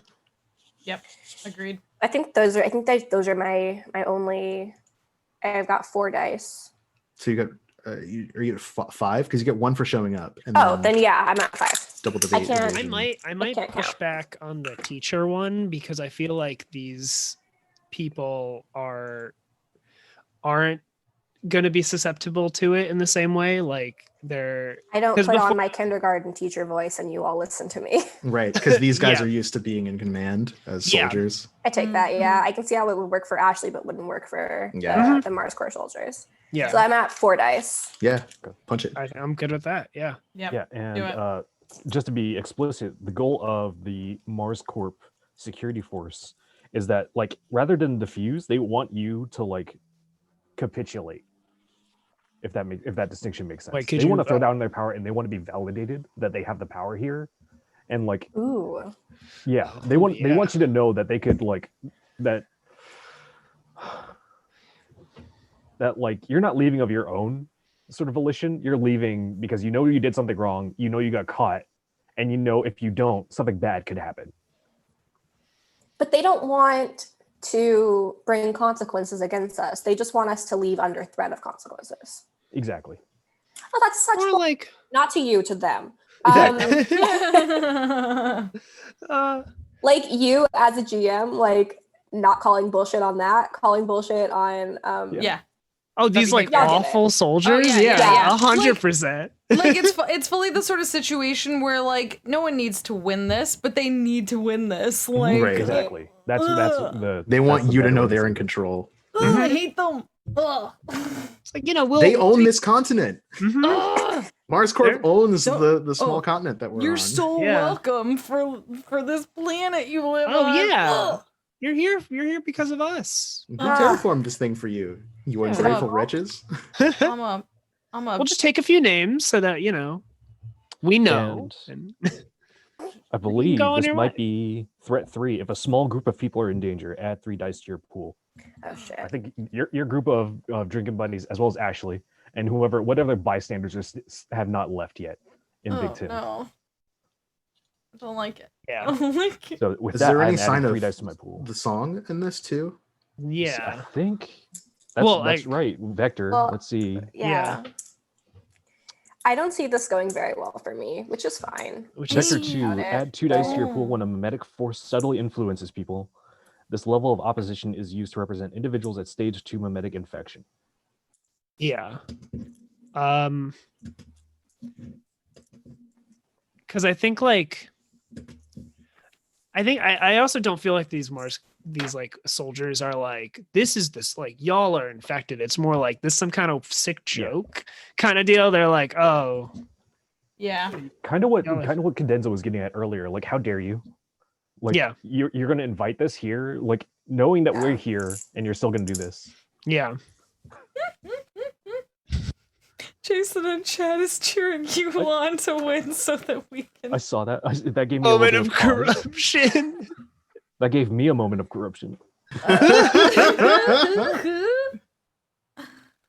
Oh god. Yeah, I don't think Yeah. anybody here is at stage 2 of mimetic infection. No. And So I was I'm looking like, at let that me see earlier. what happens if I lose. When a force is subtly influencing people. Eat it. Okay. Yeah, I think at best it's like Vector 1. Because Maybe 'cause it's somewhere between. it's not, Let me read Vector 2 of mimetic infection again. Actually, Ashley is. Let's see. Well, because I guess I'm Talk about wondering. Ashley is, like that. Yeah. Is it does it count if it's not the people like currently in the conflict? Like, it's the scene, right? So it's Yeah, it's in the scene. okay. Let's Then I go. think so, because it sounded like Ashley was Yeah. tossing it up. Sorry, I just want to pull up stage 2 of mimetic infection here. Stage 2 echoes. Yes. Earliest, Earliest signs of infection by the song. 165. Are subtle and insidious. Human subjects, blah, blah, blah, experience a dulling of emotional reactions. In the stage, subjects experience mild euphoric reactions, nearly impossible to identify. Yeah, everyone's Echoes super are happy. calm, logical, evasive. Yeah, Yeah, bring that up. Okay, yeah, so I do think that I personally is think so. applicable. So that brings up my pool to 6. Holy Oh. So I need to roll straight 6s, basically. Believe so. Let's see if that happens. I'm rolling. You add up, right? It's you add up all your dice. Yeah. Yeah. Yeah, on both, but I on And both then pools. You minus for your current my strain, which I have a strain of That's it. 1. You have one Any strain. ones don't So no count ones when you count. roll. Okay. I rolled very badly. You I'm not going to can say it until after You can Kevin. mark strain and re-roll. Yeah. Yeah. I'm helping. This is me helping. You are helping. But then what if I re-roll and I roll worse? But that's the fun part, right? All right, I'm taking strain and re-rolling. I'm very... Okay, so now I have a strain of 2. Yeah. So now 1s and 2s don't count for whatever you roll. Well, seeing as I just rolled all 2s, let's see. Oh, that's how bad it was. Yeah, Oof. let's see what goes down on my Oh, second roll. beans. Okay, I've got a 1, a 2, a 3, and a 5. So I don't count the 1 or the 2. So it's an Right. 8, which is lower than my last roll, because my last roll I had 3 2s and a 3. So, All right, Kevin, what do we got for those? Oh no. So as we resolve, as we collect dice, we roll the dice. Each side rolls, they collect, they count up their totals. And to my understanding, there's no strain for the opposition here. No, I don't believe so. So they got a 26. so the difference between an 8 and a 9 really would not have mattered for me, and I could have just not No. taken that strain. I mean, Think That was Count up their ridiculous. totals. Oh my god. I shouldn't have taken You know the what? strain. No, you're right, because then we announce our totals, right? Because before you decide if you're going to, as you resolve, I think you should know whether you want to push. Oh, so your if strain. you know that you're losing, that's. I'm sorry that So actually, Yeah, so I should have on the announced. I was still character like sort of totaling up because I'm slow at math, but we can say that you didn't take that string because I because appreciate you know the that. difference. I will take it off because I would have known not to re-roll. Yeah, if you're gonna lose the conflict, you can take the Yeah. strain and reroll all of your dice. yeah. Okay. So it's But it's I would more have like lost of a regardless. yeah. It's like Of you note, wanna If push if your another lapse. character can offer some kind of tangible assistance, they can take the strain for you to reroll. But I don't think you can. Like, I don't It think won't they matter can in come this up scene. against a 20, Yeah, whatever. Yeah, Yeah, I uses wouldn't have the been but able in to the roll. future, just to keep it on everybody's plate, that is Yeah. something we can do. The highest I could have rolled was a 24. So it I wouldn't have And beat that's- Kevin regardless. And that was and getting a 24 would be like winning the lottery, honestly. In that, Right, like.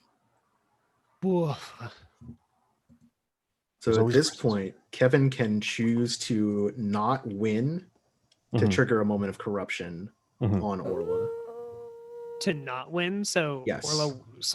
Orla wins and then has a moment of corruption. And then has a moment of corruption in exchange. Ooh. Let me just skim moment of corruption real quick. Yeah, me too. So we're not forgetting. Should we read it aloud to the audience? Yeah. Yeah. Let's. Yeah. Sure. I've got it pulled up here. Thank you. Whenever the game master wins a conflict, which has just happened, the Mhm. game master can choose to cede their victory in order to trigger a moment of corruption. During a moment of corruption, the player who had lost the conflict achieves their goal, narrates the outcome, and pays the price of victory as if they had won normally, which means you have to mark a strain. They then pass over their character sheet to the GM, who will get to alter one of that character's beliefs. If the GM had been wearing the mantle of the song in the conflict, they will alter one belief to align with the ideas of conformity, servitude, and evangelism. If the GM had been wearing the mantle of Tormenta, they will alter the beliefs to align with the ideas of rebellion, dominance, and violence. Yeah, I think there is Ouchie. going to be a moment of corruption. Ouchie. Yeah. Okay, so I win, and what I think that looks like is that the soldiers are kind of like fine, yeah, get out of here, don't do it again. And everyone at the bar is like, cool, yeah, cool. And then we all pay our tabs and go home. And then I give my character sheet to Kevin, and Kevin does bad things to it. Of note, and Yeah. thank you, Jason, for pointing that out too, you do have veto power over that. Yes. Oh, Of course, okay. as You in can all be things like, we hey, do, we that's do in all something I'm safety not tools cool and- with. This is not the chance for the GM to be like, haha, I've got you now. Now you must play this. Well, no, I trust Kevin to do something that I'm not opposed to, but I'm uncomfortable with. Yes. Yes. So I'm going to lean into it, but I'm Yeah. also going to cry about it. I think what happens You want to cry? as we hear somebody's terraformer gets bumped into and their car alarm goes off, and they, Their tractor alarm. one of these drunks has accidentally bumped into the Mercedes Benz sort of logo of somebody's nice tractor, and the alarm goes off.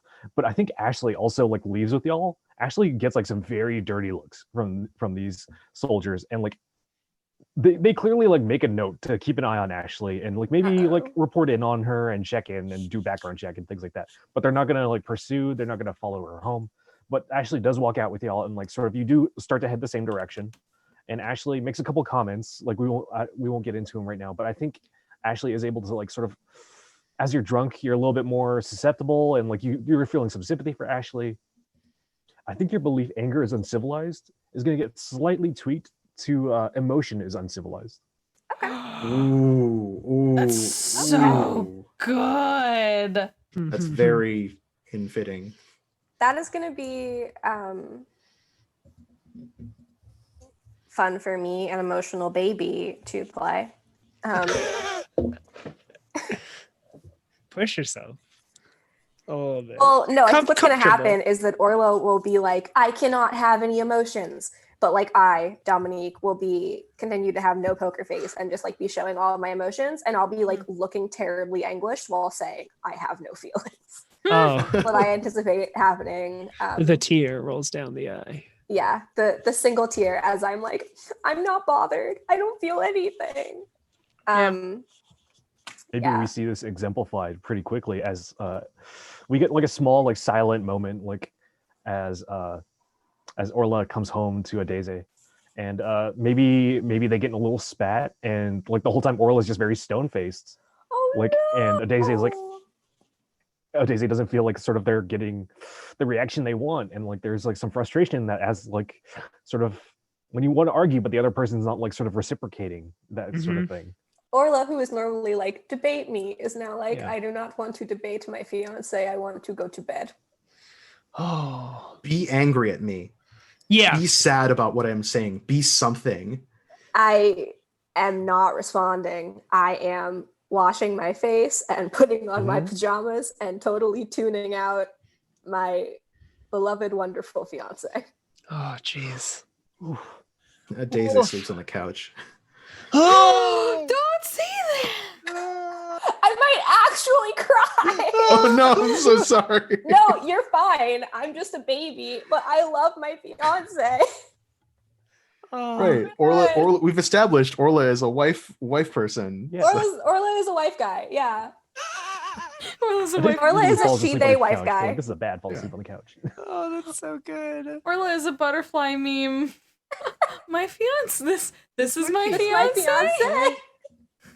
Oh, jeez.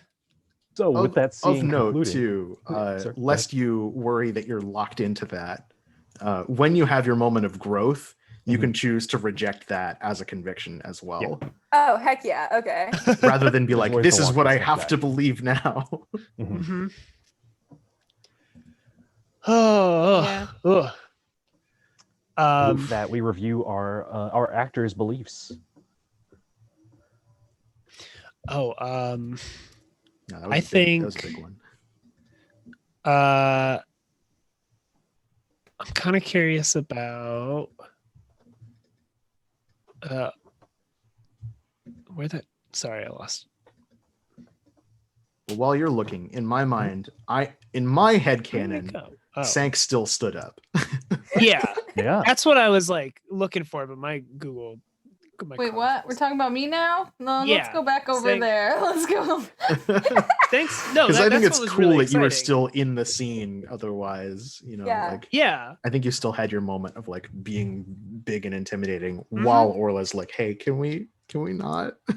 Oh no. like 100%. That's what I wanted to look for. Was like either I am not fit to lead, or I can build defenses against anything. Like maybe even like I'm not fit to lead gets challenged because it's like you were there, you were like ready to do it. You're ready to do it. Yeah. Yeah, No. I could also see it being reinforced since Orla took the lead on that either Yeah. or. being Oh. confused. But either way, I Go. think that means that there's attention that's put on. There is it, attention. and Yeah. that ticks the insight box.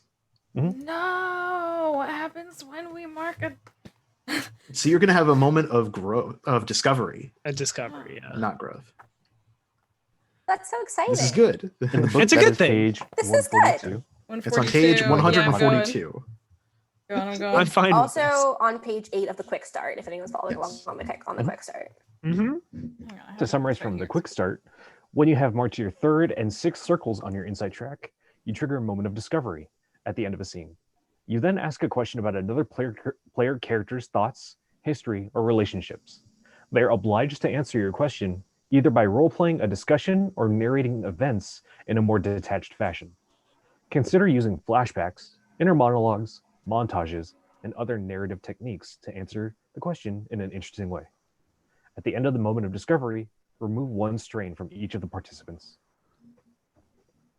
This is the only way to remove strain Mhm. during session. Oh.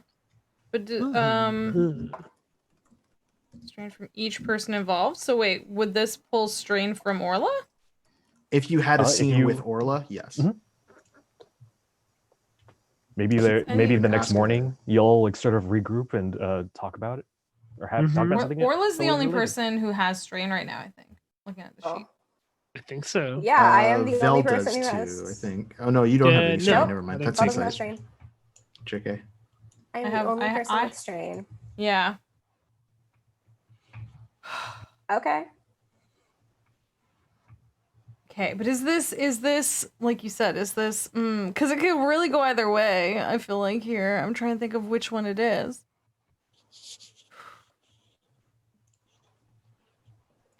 While you're thinking, I also think we give one insight to Orla for anger is uncivilized. I'll take it. Yeah. I'll gladly take the insight. Do it. You deserve it. Oh my goodness. Okay. But how can I have a like touching moment with someone with no emotion? We could flash back to a moment before, like Oh Ashley yeah, had it could sort be of Yeah. walked with them. like Mhm. on the way to the bar before the altercation Yeah. at Big Tim's. Oh yeah.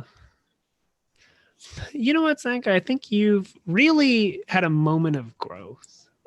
Or sorry, Yeah. a moment of discovery. Yeah. I feel like I- you've no go on.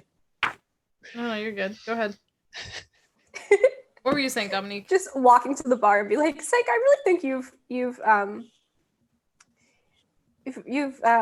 made some key strides in regards to self-knowledge, and just really being able to know yourself and take care of yourself. And I've seen all of the things that you've been doing to cope. I know this past week has not been easy for you, but you are leaning on your community and you are taking care of yourself. And I really respect that about you. I respect that self-awareness and I respect that self-love." Oh. Back when Orla had emotions. I typed in chat, get a supportive friend like pre-corruption Orla. No, yeah, you're really showing us the softest side of Orla, so we can be even more hurt in a moment when we have to have corrupted Orla in like a second.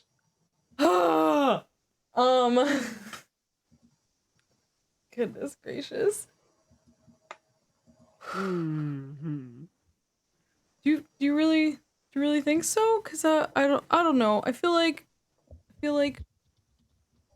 I haven't done enough, and I never thought I really could. But now I think like maybe I could, cause all of you have been helping me so much. You know, everyone knows a lot, and then tells me a lot, and tells me what I like shouldn't do a lot.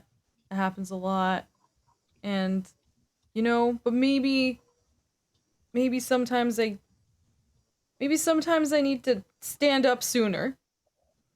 I mean, in my eyes, and I think I speak for more than just myself when I say you're doing your job, you know? You're doing your job the best that you can, and you can't be everywhere all at the same time. And there sometimes bad things happen around you that's not on you. And that doesn't make it hurt less, you know? Sometimes a bad thing happens and you get blamed for it, or you feel like you could have stopped it, and that hurts you. That doesn't mean that it's your fault. And what matters is how you deal with that hurt. And I think that, you know, I mean, we saw a terrible thing happen. We saw something really, really bad and gross and messed up happen. And the fact that you're still trying to like show up and do what you can for this community, and that you're really like leaning into the people around you who love you, and that you're not just totally tapped out. I think that's a real testament to your growth as an Urson, as opposed to as a person.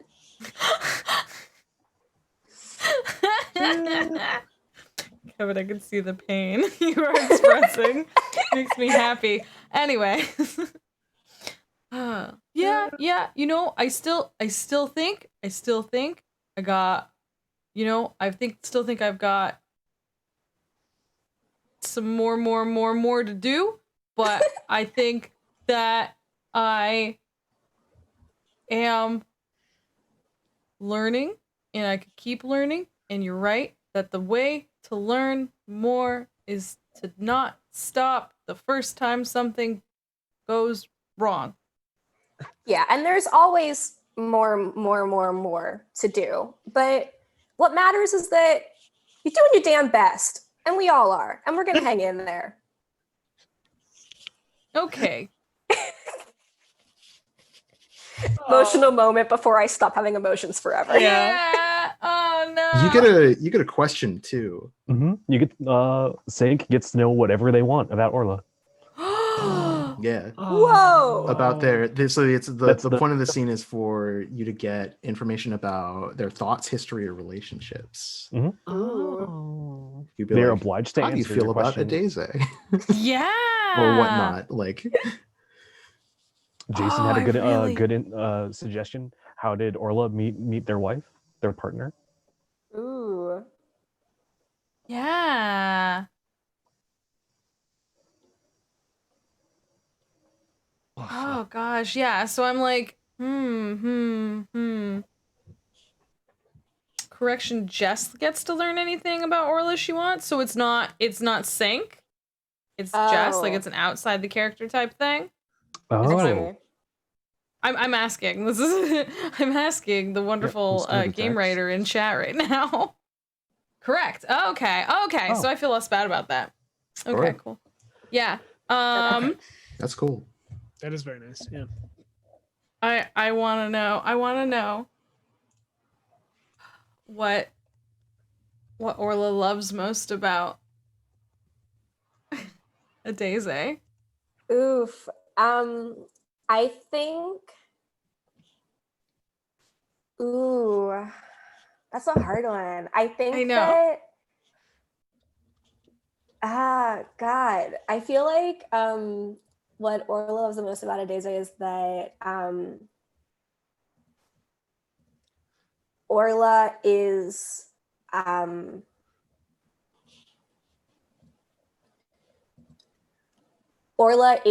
more of a like romantic than Adeze, and is more like gunning for like a life commitment than Adeze is.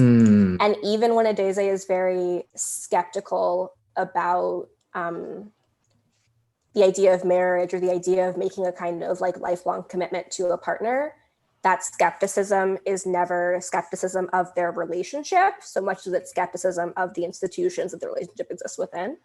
So Orla never feels like Adeze's love for them is in question, even if Adeze is like, well, I don't know if I want to marry you, but I do enjoy dating you, or whatever that conversation may have looked like before they were actually engaged, or like if that conversation has happened around like, you know, like, I don't know if I want to live with you, but I do still like doesn't mean that I value you any less. Like, I don't know if this is like, if the direction of this relationship is like what I want it to be, like in a broader social context, but I still find value in this relationship intrinsically. Oh, I think Now I'm so worried now because it really sounds like Orla is the emotional romantic one in the relationship until now. Yeah, I'm digging a hole for myself, and then I'm climbing into the hole. Nobody made me do that. I just did that. Thank you for making me sad. Yeah, I made myself sad too. And with that, you both remove a point of strain. Yay! Yay! That makes it all better, right? Love that for me. I have Great. no emotions, and I'm going to change this on my character sheet to emotionless uncivilized. I have no emotions, but I also have no strain. So everything is. So it's all worked good. out. Yeah. It all worked out in the You're end. just living your best life at that point.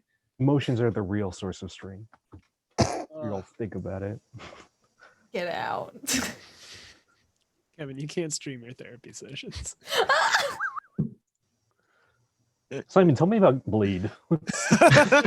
I'd love to. I humbly posit myself as the preeminent scholar on Bleed within this particular call, but also. It's really good. With that scene concluded, I think we jump to the next scene. Let's have another quick scene. One last one, maybe.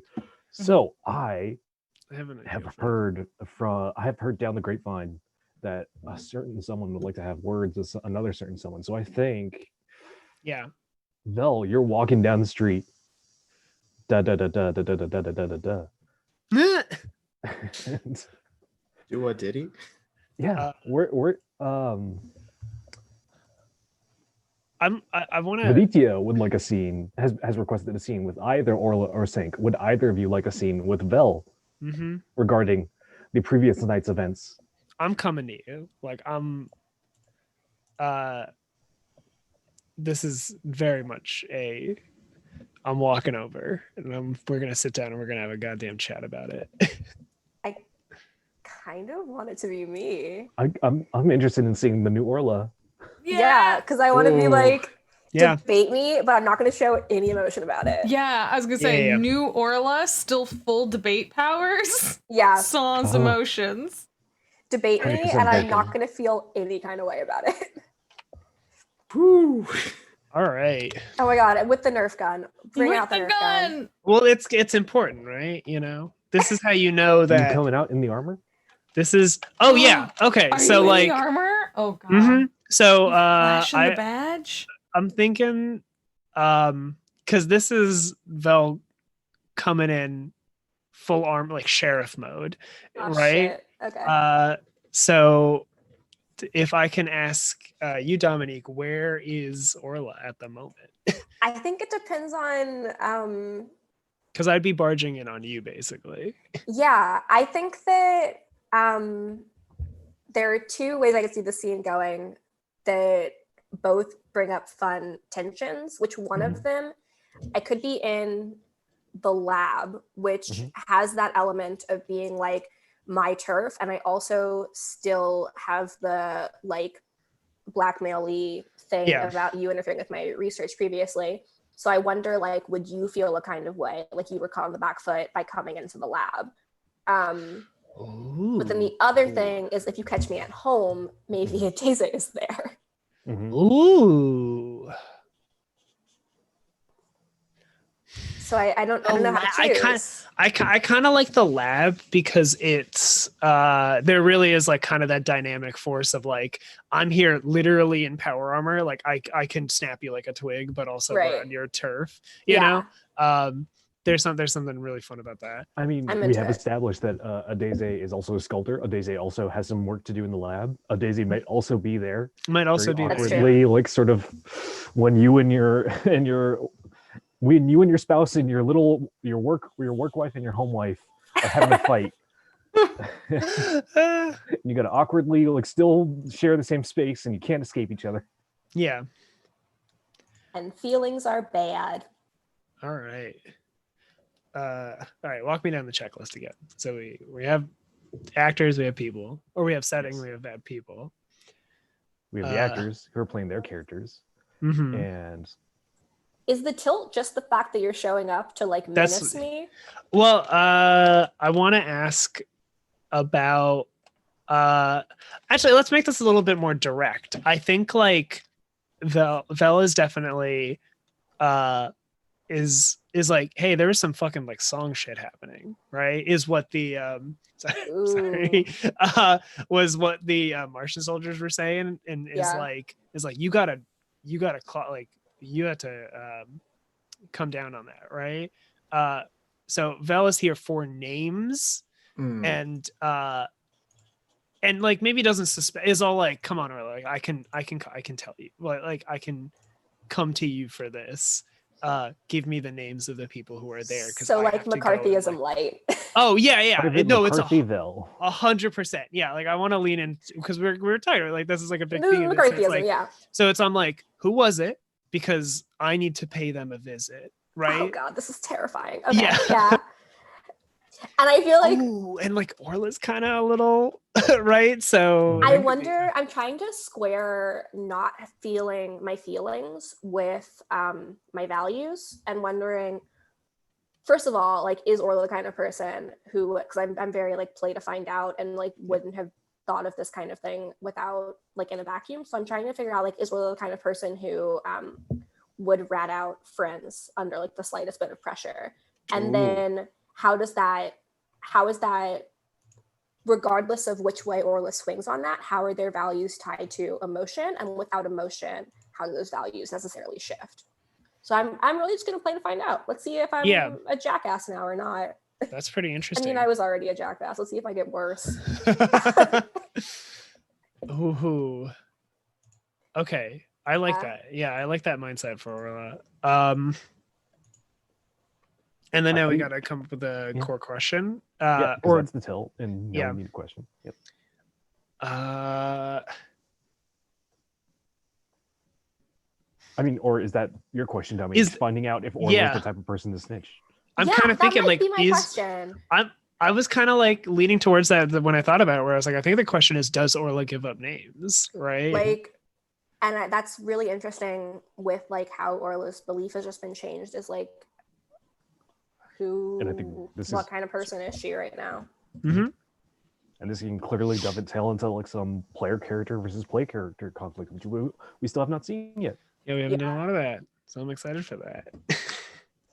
So I think instead of like coming in on the knocking, we do see a power armored fist knock on a table as like Vel slams their fist down on the table, asking the questions. Like we cut right into the meat of the scene as you're asking. All right, Orla. You can't hide it. You can't lie from me. You can't lie to me. I know what happened the other night, and I need to know who was there, because I know it was you, because I knew, because Sank was there, and I know Sank wouldn't have gone without you, because I wasn't there. All right. When the Martian soldiers at an Urson was there, I knew who to come to. And I know that you will give me the names of the rest of the people here, because this is no longer a playful thing, a fun little, community gathering. And I know you know that. Who started it? Who was there? Well, what do you think happened? Let's clear that up to begin with. I think a few of the sorry, I don't think Vel distrusts you. I don't think Vel suspects you. Mhm. It's probably like, no, or yeah. So I think Vel was like, I think you were around when some of our locals were dancing around some bad practices. I think a game went too far in front of the wrong eyes. And if there hadn't been any eyes? Then we would be in a worse situation, Orla. You know that, right? Ooh, logically, I do know that. Ooh, you got me there. Checkmate. Checkmate. Yeah, the situation would be worse, but you wouldn't be showing up to my place of business in power armor, so maybe that'd be a little bit better for me. Oof. I have to listen. And like, I think Vel actually does like, well, his gun wouldn't have been out. That's way too aggressive. But I think like would have like then put down his helmet. Like he's been talking to you with the helmet and like puts down his helmet. And you see in his eyes like he doesn't like what he's doing, right? I think like you would know that because we've like had a lot of conversations together and stuff. So like he's like, I don't want to be here either, Orla, right? So just make this easy. Make this easy for both of us. Mm-hmm. I wonder, I'm trying to decide, do I, as like Dominique, parse that as an appeal to logic or as an appeal to like friendship? I personally think the way Vel's saying it is like is trying to get an emotional response out of you. It's trying to be like, it's like, like, come on, like, like I'm not, I don't want to be an authority figure to you. Right. Okay. I'm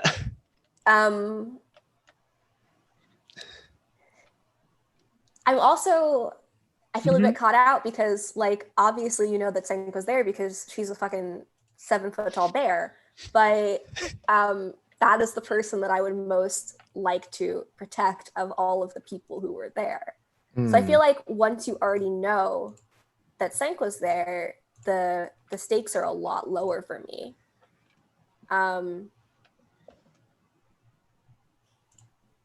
Yeah. I'm wondering how would I think I would say like, so I was there, Senko's there. Why does there have to be anyone else? 2 people can play a drinking game. But I have to put in a report. All right. And I have to. And like, we and like, it's Big Tim's. There's never just 2 people there, right? This. And like, I think at this point I'm if Adeze is there, I think like I will pull Adeze into this conversation a little bit. Oh no! Be like, I mean, like, Adeze, like, Orla's like brick walling me here. Like, they must have told you something. Like, please, come on. Oh no! It's up to you, Jess. Do you want to be Adeze or should I tap in there? Do you want to take Adeze? I'm happy to, but I don't want to take the spotlight away from you if you want to have some fun. No. Go for it. What did you say? You had a good setup phrase there. Oh, I said like Orla's brick wall and me, like, yeah. They must have said something. They must have told you about the night. Like, just please. I wish she did. And I'm like fiddling with a pipette or something. But I guess you and I don't matter. Oh shit. I'm Oh! still a stick. Christ on a bike. I'm feeling so attacked right now. I don't know what to say. I'm so sorry. Dominic, you are being attacked, and I'm This sorry. is so funny to me because I would have been so much softer. I'm glad you took a Daisy, Simon. Daisy just takes a drag off a cigarette. Smoking. Hey, no smoking in my laboratory. Yeah. Nothing matters anymore. Oh my god. Not even Maybe the you can rules. talk some sense into Orla. I mean, I don't know what happened. I don't know what I did wrong, if I did anything wrong, and if I did, I wish you would tell me. But we talk. That's what we do. When we have problems, we talk about them. And I don't care what it is. If you're mad about something, you can tell me. If you're upset, I want to know, but I don't know. And that not knowing, it's killing me. I'm gonna This be a isn't like dick. you, Orla. I'm gonna be such a dick. I'm so sorry in advance. I'm not upset about anything, but it sounds like you might be kind of upset. Do you want to talk about that? I hate this. I Yeah, love this. sorry. I love this. Yeah, No, yeah. I'm it's a thumbs up for me, but like, holy shit. Mom What and does Mom Vel do are about fighting. that? Oh, Bad. like 100%. I think Vel is like, Vel might jump in, like, so I might jump in a sec, but like this is also taking Vel like in his mind is all like, oh, I am not a therapist. Like it's like this is. I should like. I think like in the background of the shot, you see like regret on Vel's face. Like That was like, what the fuck did I get Yeah, myself into This is right not what I now? wanted. Yeah. Mom I and mean- Mom, please don't fight. Can I offer so like maybe a point of reference or like maybe an idea for Vel? You are yeah. trained to spot song. No, I've been thinking about that. Okay. Yeah. I think I might hold off on pushing it Yeah. because I mostly want to see where the scene goes. But no, I 100%. definitely have that in my head. Thank you for bringing that up as well. Just put a pin in it. Mm-hmm. Oh, so you want to talk about it? Oh, Jesus. That's all I want. All I want is to talk about it.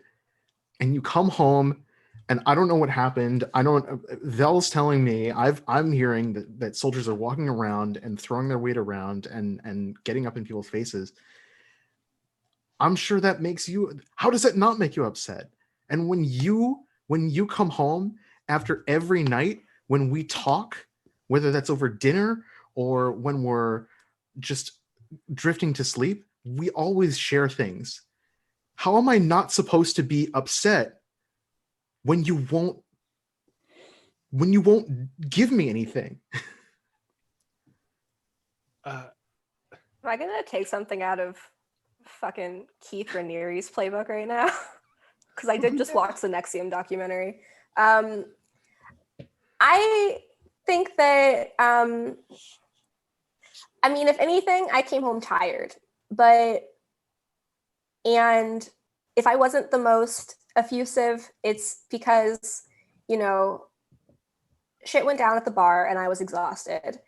And I'm fine to talk about it now, but I think that feeling upset is a choice. Feeling victimized is a choice. And no one is making you feel like that. Oh, Jesus Christ, Orla. You are watching me turn into a cult leader. Oh, yeah. Yeah. 100%. And I think in response, she's like, it's a choice? It's a choice, Orla? Are you listening to yourself? I think this is when Vel kind of like goes, all right, I'm sorry. I didn't mean to bring this up to Boyle, but and like Vel kind of looks between the two, and then like turns to Daisy and say like, Daisy, this is gonna sound weird to ask, but do you feel like Orla is not acting like themselves? Is this a sudden shift? Yeah, it's like, is this a sudden shift that you were worried about that is different than them? you think this is unusual? Are you kidding me? They come home after people get intimidated and browbeaten by your soldiers, I might add. And this is the kind of talk you've been around. You know that Orla doesn't recite wherever. I don't know what holovid you got this from, but this is not you. This is not the person that I want to marry. Orla, I think Vel will. I think you see Vel kind of move an arm close to Daisy, like wanting to what's the word? Appease. Console? Comfort. Thank you. Console is the word I was looking for. Okay. Looking to console her was like, and then just kind of toughens up again and is like, You're also in your power armor. oh, 100%. Yeah, like it's weird. Like imagine getting a hug from Iron Man.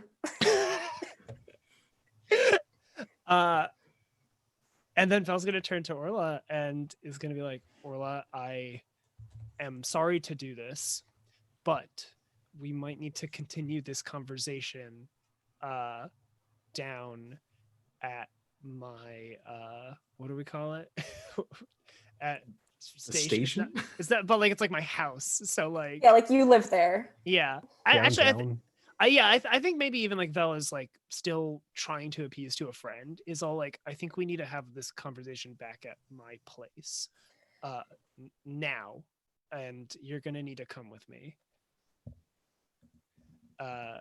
This is where I feel like a role would happen because I'm now trying to Yeah, we have conflicting goals now. I assume Orla does not want to go with Vel or to snitch.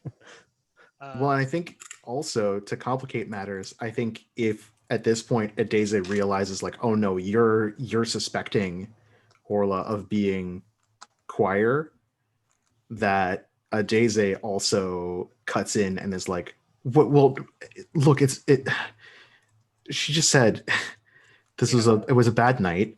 We don't have to go down. She doesn't have to go down there. You don't have to have this conversation anywhere else. We're just talking here.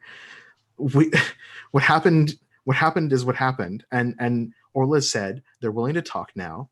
So if you just want to keep going about your business, we've already taken up plenty of your time and we've already made such a big scene. You didn't have to see any of that. I'm sorry. I apologize on both of our behalves. And the two of us can talk about it now that Orla is ready to talk. Okay. I think unless Orla has something to say, but I think the actual push that Vel wants to make, because I think Vel is like wanted that to happen because Vel doesn't want to take his friend down, right? Is like, all right then, Orla, just give me one name. That's all I ask. Mm-hmm. Oh, Orla knows who she's thrown under the bus, and it's fucking Ashley. Oh! That was the easy target. Oh damn! I'm like, you know who's infected? Fucking Ashley's infected. Is that what you wanted? Oh my god. Okay, so we don't have a roll. No. Oh! Literally been thinking this entire Hang vision. on, How am I hang going to throw on. Ashley under the bus? If we are going true space McCarthyism, now that they've admitted they know a communist, a song choir, Oh yeah. then if we go by history, you also didn't want to detain them. Oh yeah. Okay. If you're really going for that bastard cop vibe. I hate McCarthyism. I know it's having agreed to McCarthyism play the is McCarthyism game. yeah. Oh, let me tell you, it's something to play this. You don't have to lean into that. It was just a suggestion to throw out there. If that doesn't feel right for you, either as a player or a character. Yeah. And what is Adese's reaction to Orla just like giving someone over? I think Adeze loves Orla enough that they would rather have someone else take the fall than give up that relationship. That's because at the end of the day, or like Adeze wants this to work. Oh Yeah. god, that's brutal. This And is Yeah. And it's one of those ones, it's not even like a conscious, like they're making that decision. Like it's No, just, that's not a conscious choice. That's it's No. not, it's just like, Oh. oh, okay, ooh, this is result. Okay. yeah. That's Oh, thank right. God. That's right. It's not my partner. That's right. Right. Like, Damn. See, we just said, Brutal. like, isn't that what we just said? That this was just like a misunderstanding? Oh my Oof. God. Oh, again, I'm like, I I think Vel would be happy enough for that, because it's like yeah, and that works for time. it does work That for was time. so stressful. That Holy was so shit. stressful. Oh my I'm God. sorry for being such an asshole. Oh my god. This is my first Damn. time playing a character who's like not a good person, like ever in my career as a gamer, and it's very weird for me. This is gonna sound very bad, but it does not seem it. Oh, thank you. No, I'm actually really flattered. Thank you. Yeah, I'm really trying really hard in my role play. Thank you. That means lots to me, Kevin. You're doing it. Orla's a very good character. Yeah, you're doing Hell, it really oh my well. god. Oh, Ashley. Oh, it was Ashley. God, that was. Oh, here comes the 74. Ashley, it's your stop. here's your bus. Boof. Yeah. I'll get the next one. Feel so bad Wow. for Ashley. Oh my Let's God. see. When a scene ends, we review the participant actors' beliefs and see if they were enforced or refuted. Okay. Well, I guess the audience kind of does this, but I feel like A Soldier Never Rests. This was like Vel trying to be like incredibly proactive in it. So is kind of like, and also he got something out of it is like a thing, right? He's like, I came here to do it and I did it. I got my Yeah. thing. So I might feel like, even see trust the system, like you did the cop thing and now you got what you wanted. and the cop thing worked. Oh, I hate it. Whether or That's not true. you feel like Yeah. that is going to cause problems, you still Yeah. got some Yeah. evidence like for and against, I think. And I also think like in Vel's mind is like, well, the other soldiers were there and they told me and I did the thing, right? Like I am a cog in the machine and it came down to me and now it's my job. So like I think like definitely in that regard, trust the system is also like Yeah. oof. Ugh. That would also push me to a moment of discovery. So, Oh, wow. Okay. so we can do that next time. Yeah. Yeah, we can hold that for the start of next time. Yeah, because that was a very wonderful thing. I wouldn't want to rush it. And Oh, you Orla's do. beliefs. Yeah. I think I definitely was challenged on the emotion is uncivilized belief with just like my lack of emotion jeopardizing my relationship. I think the knowledge is power belief didn't really come up. I could see emotion uncivilized as both being enforced and refuted, as like Right. lacking emotion let you throw Ashley on the bus and like kept you out of I acted problems. within my belief and it kept me safe, Yeah. as opposed to this belief is being challenged because it's jeopardizing like a relationship that's important to me. But I also like in my new emotionless headspace, would I even care about my relationship? Like Exactly. other Yeah. than like this is a person I live with who like probably makes me food sometimes. Wow. Oh, jeez. I don't Wow. think, okay, hang I don't on. think- I yeah. don't Am I think taking this you're too far? like 200% dead inside. Like, Okay. Yeah.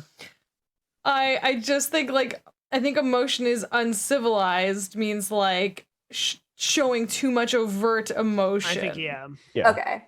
So I still Like, you have can't let your emotions, emotions, I'm like, just trying control not to you. show them. Yeah. Yeah. Your emotions don't dictate your Oh. actions. Your emotions don't control. So I think like, you could still love a partner, but Yeah. you're not going to be like, well, my love trumps, Yeah. the need for my own safety or whatever, it's Yeah. like, And you probably value the practical things about them over like So, the like- warmth you feel inside. Yeah. I mean, we already spend all day together at the lab and at home, so we might as well. Yeah. Like we work really well together. That's nice. Logically, Yeah. it makes sense for us to get married. Yeah. It's a business transaction, you know? Oh my god. Wow. Like I would imagine, like, because like the song is all about it's mimic. It's like it's a cumulative like social virus. So Yeah. they wouldn't be like, oh, having people in your life is a bad thing. Like they probably like you probably now view Adeze more as like a part of the herd. Like Yeah. it's good to have her. It's like that thing where like you get more social when you're incubating a cold. It's true. Yeah. I've not heard of this phenomenon. That's very interesting. Yeah, there are studies about it. People, Really? you seek out more human contact when you're incubating a cold. Oh, that's fun. That's creepy as hell. Yeah. Yeah. Yeah, so it's those sort of like things you don't think of, like in the same way the belief So I'm change gonna check without a you noticing. thingy for So which one pushing did on you my which one did you push on? emotion is uncivilized, which I feel like there was tension on it in both directions. Do I have to decide if it was refuted or confirmed, or can I just check the thing? I believe you just get insight either way. Then I'm gonna just take the insight and not actually dictate which of those. Because you still have the belief at the end. So Mm-hmm. Knowledge is power, but you kind of care more about like academic knowledge is power. Yeah, I it's was- less 'cause about. yeah, I was almost gonna academic is say the problem. that Yeah. one was actually kind of disproved because in this scenario, it was like streetwise knowledge was what saved you. Right. Ooh, Like- yeah. That's the opposite of what you think. Like, Do I get insight for that? Because I do see that I'm point. just saying. No, like, Jess, I, you're not wrong. In fact, I would say you are right. Why? Mechanically, A lot about lawyering. So if you can lawyer the fact that that they'll Jess review lawyered the hell out of that. Do I get insight? audience, I think it is primarily up to you. I just break ties. Sure. I'm just I- rolling in insight right now. I think it's very specifically the exact opposite of your belief. Like, you're very focused on like you've said it several times. Like, you've really pitted against people where you were like, oh, you don't. That's not academic knowledge. It has no value. Mhm. And then like Yeah. literally, this is the opposite of that. It's. We only have one more episode. I think you should get it. Okay, Like, I'm I taking the think- insight. Mhm. When you Yeah, I you know vibe when with you it. put it like that, this is a 3-session campaign. I'm taking the insight. Yeah. Yeah, Simon said yes, and Jess is the one who suggested it. Sounds like the audience agrees. The Yeah. audience agrees. The audience agrees. You are the strongest link. Oh. Or no, you're the weakest link. You snitched on Yeah, Ashley. you're a big That- old snitch on it. It's like not good. You threw Ashley under Uh. that bus so fast. Like, Oof. Well, with that, I believe we are calling this to a close, and we will start next week with a moment of discovery. If you will make note of that, Viditya. for us. Oh yeah, I should. Let me write that in my thing. discovery. But yeah. Is that what it means when you get to the green box on the inside thing? That's what we did with. When you get 3 and 6 ticks on insight. Yep. Oh, then I'm Green gonna ones. just copy paste that into my character thingy too. I'm gonna say hello, welcome. We're being rated right as we're ending. Welcome on in, Hey. Crit It or Quit It D&D. Hi, hello. We are playing a game known as After the War. We are in the end stages where folks are going through and deciding if they get insight based on their last scenes, based on their beliefs. And yes, there was much insight in the scene. We learned a lot about learned ourselves a and about lot. others. Yes. So welcome on in. We play this. This is actually the second episode. We have one left. So you gotta come hang out with us next week. Or you can check out the VODs on YouTube. Just saying. Mhm. All right. Kevin, you can outro us So- now that I'm done finger gunning. Now we all do finger guns. Yeah, throughout here the we go. outros. Mhm. The real gun. I got a real big. Viditya ruined it. Blow my finger guns out the water with the real gun. I'm sorry, y'all. So thank you for joining us. This has been our second episode of our second episode of 3 of 4, including 0, of After the War by Jason Pietra and Alastair Stewart by Genesis of Legend over on Twitter. We appreciate their sponsoring the show so much and allowing us to play their game. And I really want to thank all my players here for just doing such a great job. I am Kevin. You can find me on Twitter. You can block and report me over there. And also, I don't know, make a fleet or something about me. Jesus Christ, Kevin. And at me about ammo tracking. So you can find my games over at winconditions.itch.io.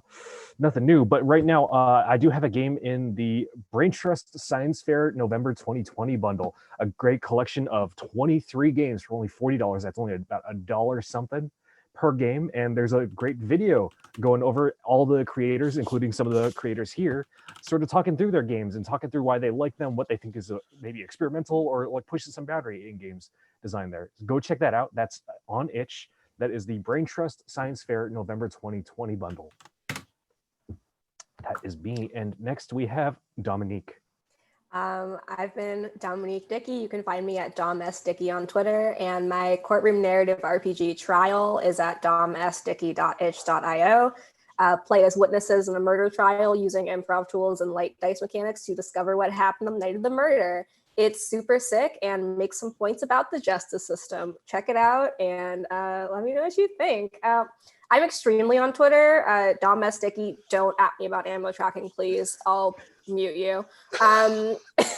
Yeah, I think next is Simon. Simon, thoughts on ammo tracking? I've got plenty of them. Oh my god.